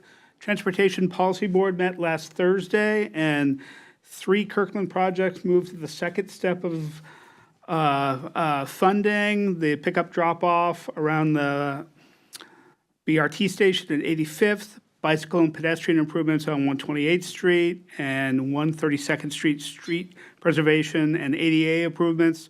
All move forward in the process, about $3 million worth of projects in Kirkland. This will go to public comment next, with final action by the Puget Sound Regional Council Executive Board in October. On Monday, I attended the Audit Exit Conference. The state auditor announced another clean audit for Kirkland. No deficiencies or material weaknesses in our internal controls, management override, or federal reporting. The audit was done by the Bellingham office. They kind of rotate through to have fresh eyes on us, and they were all compliments from them to Michael Olson and team on working together efficiently on the audit, which finished earlier than scheduled and under budget. And then finally, earlier today, I was at the King County Cities Climate Collaboration Elected Official Work Session. It was an in-person meeting in Seattle. I appreciate your patience as I joined this meeting late. We reviewed the Climate Commitment Act and budget funding that has happened in the state through the act in the last biennium, which covered a variety of projects from clean transportation, EV charging, clean buildings, environmental justice, and climate resilience. There's a ballot measure on the ballot this fall that would repeal the CCA, and we wanted to review those impacts. An attorney from MRSC reviewed the limitations of agencies, organizations supporting and opposing ballot measures. As we looked at all the cities around the room at K4C, we really hoped that there was a way that K4C could do something there. Turns out that a legislative body can take a position, but K4C is an administrative body. And while we had cities from all around the room, it looks like if we wanted to take a position on CCA repeal, it would be something where each of us is taking individual action as legislative bodies, holding public hearings, et cetera. So while I had hoped to have some news to say we wouldn't have to have 27 public hearings around the region, I think that's something we'll need to consider and would like to ask if perhaps the legislative committee could make a recommendation on ballot measures that we might want to take a position on. There's a school bond, there may be others, and wondering about that. Chair of the Legislative Committee, Councilmember Black. Yeah, thank you, Madam Mayor, and thank you, Deputy Mayor. I think it makes sense. There's no harm comes from legislative work group scheduling what's going to end up being a special meeting. I'm looking at my fellow members of the legislative work group, but a special meeting between now and the August council meeting with help from our government affairs staff to go through what our options would be. At least have the discussion. So are my fellow members of my legislative work group willing to meet to discuss, including not just CCA repeal, but like the Lake Washington School District bond? There may be some of these that we decide we make a recommendation that we take a position on. There may be others we recommend not taking a position on. So, Madam Mayor, you look like you have something to say. I do, but I'll let Councilmember speak. I just wanted to make sure we included the school bond discussion. Yeah. Great. Yeah, I think that's the right strategy, absolutely. As Deputy Mayor just said, anytime that we take a position, we need to do a public hearing, which is onerous at times on the campaigns.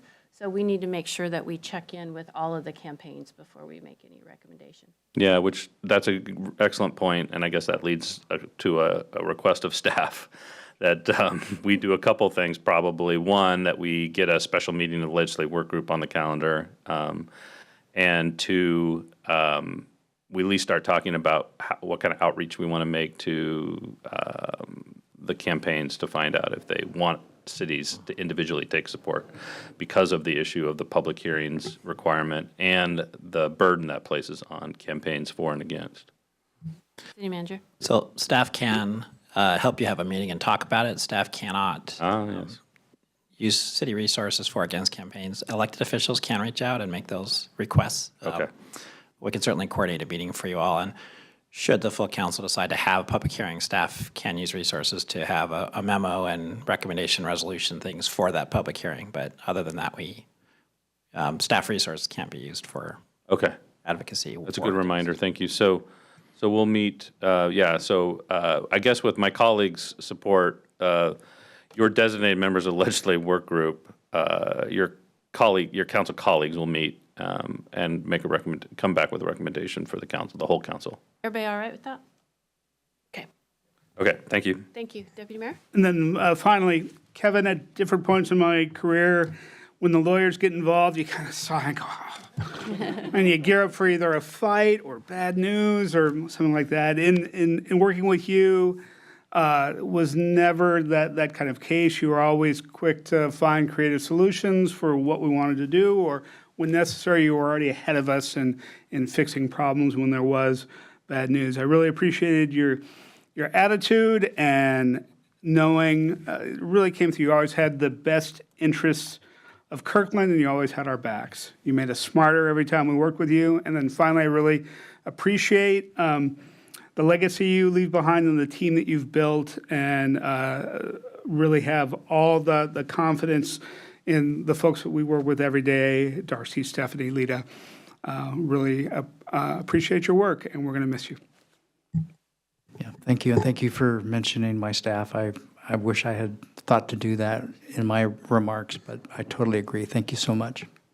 And if we'd known this was your last meeting, we'd have been asking you tougher questions during business. That would have been funny. Councilmember Black? Thank you, Madam Mayor. I did have one follow-up. I'm surprised it slipped my mind. I'm actually surprised some of my colleagues didn't mention it, but this is really exciting news for Kirkland. We're going to, before our next council meeting, we are going to be celebrating the opening of the crisis clinic, the Connections Health Crisis Clinic in Kirkland, which is a long time coming. Just bring it up to let the public know this initiative that Kirkland has been at the center of a proponent for is now coming to fruition for reals and trues. And the ribbon cutting for that event is on July 29th. Super excited. Thanks. Thank you. Okay, despite all that, I still have a long list left. Let's see. I visited with Evergreen Health Leadership and took a tour of the emergency department, which includes Eastside's only 24/7 specially trained forensic nurse examiner program. And you're like, what does that mean? Sexual assault victims, domestic violence, and elder abuse. We're really fortunate to have Evergreen Health in our backyard. As I mentioned, I attended the DEIB Chamber Luncheon on Workforce Housing. Adam's gone again. I want to sing his praises, but he did a very good job. I had the Regional Water Quality Committee meeting this week. The SCA caucus is going to be meeting in August on our time off to determine whether we want to hire independent consultant for policy and advocacy support. Haven't talked about how we're going to pay for that, but that's what we're throwing out. This week, tomorrow, I have AWC Large City Advisory Meeting, and we're going to be talking about the Statement of Policy and AWC's legislative priorities. The legislative work group has a long list of suggestions. We'll see how they go. Thursday, the city is meeting with our faith-based community to have a discussion on our homelessness action plan, and I'm really grateful for the partners that are coming to that table. Thursday also, I have Growth Management Planning Board, and we're going to be discussing some of my favorite things, which are open space and tree protection while adding housing, so that's going to be interesting. Next week, on Monday, I believe, I am participating in the King County Regional Homeless Authority Regional Convening, hosted by Executive Constantine and Mayor Harrell, to meet the new CEO of KCRHA and reflect on the last 5 years. And I will report on how that goes. I also had on my list the Junior World Softball Series. New this year, we have invited our legislators from the 48th District because they helped secure funding for the Everest Park, so they're going to join us for the first pitch. So that will be fun. Thank you. City Manager. Oh, Kevin, love you. You have always, day one, when I interviewed for a spot on the council, you're you're just so warm and welcoming and make people feel safe and seen. And I'm just so grateful for your friendship as well as your great big brain. So thank you. Thank you, and thank you, council. Thank you, city manager. And I guess there's cake too, so anybody who wants it. All right, so 3 quick updates under city manager report. First is we welcome anyone who is still here in the audience. So when we have our break, just a small celebration. Kevin wouldn't let us have a big celebration this meeting, which is the only reason it was more low key than we would all have liked. There will be a way to celebrate him before he leaves. He's still with us for another month or so. So stay tuned for that. But you're all welcome to join us. Couple quick updates. One, most of you may have seen the pickleball courts are a huge hit at the South Kirkland the Houghton Park and Ride, former Houghton Park Ride, Park and Play now, and the gardens are going in. But this week, the pump track is going to be going in and should be available by next weekend. And then we are still on track for our August 8th sort of ribbon cutting celebration of the Houghton Park and Play. So I look forward to more information on that coming to all of you.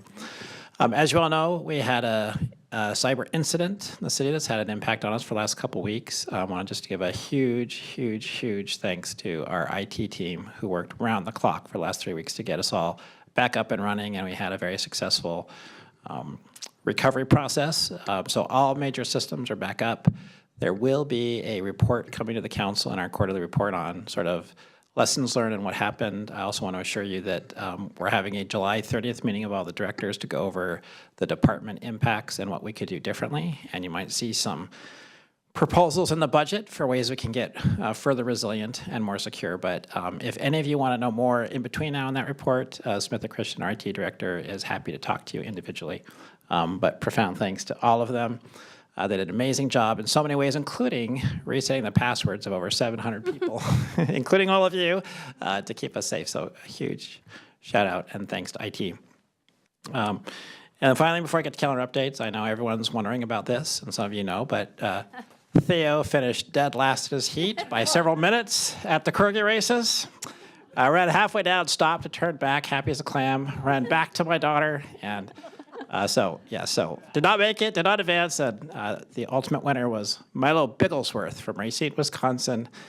Great fun was had by all, and more importantly, a lot of money was raised for the Alzheimer's organization to serve a worthy cause. So that is the story of Theo's first and last attempt at the Corgi races at Emerald Downs. So with that, I'm happy to ask if there's any council calendar updates. Councilmember Pascal. Yeah, just a couple items that were touched on earlier today by both the public and our conversations.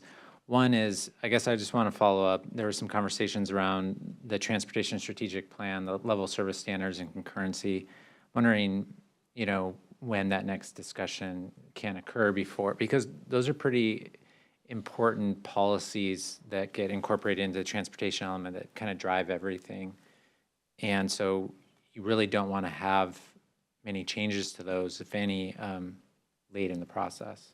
So just wondering if it's just something that I only have an interest in, that's fine. But if others do, it'd be nice to. Yeah, I think I heard quite a bit of interest in both concurrency and level of service standards. So our process is, as directors, we meet following the council meeting tomorrow, and we look at sort of like when we can get things ready and provide sufficient staff time to get something done. So we'll figure out the best way to get a presentation like that in front of the council before you need to act on anything.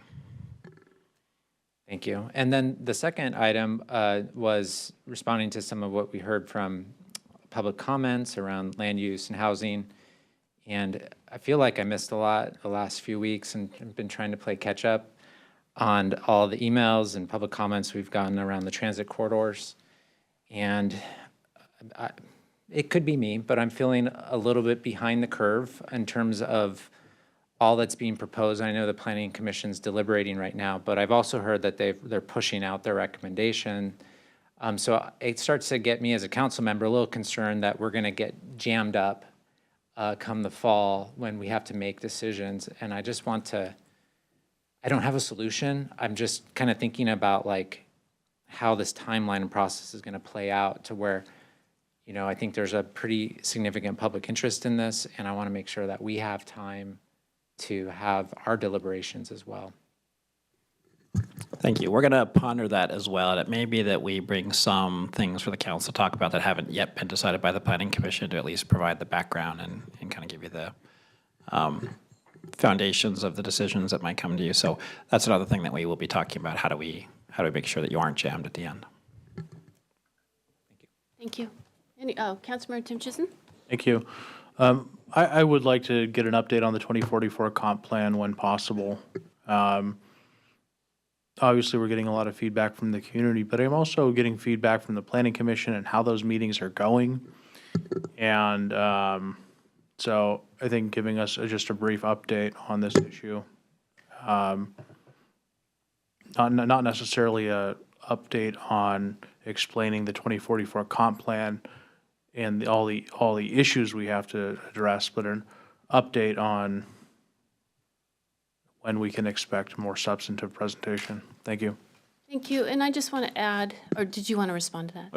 I just want to add that Deputy Mayor and I have reached out to the Planning Commission chairs. The last meeting was very challenging for them, and we hope to meet with them next week for breakfast to just talk about how things are going and connect with them.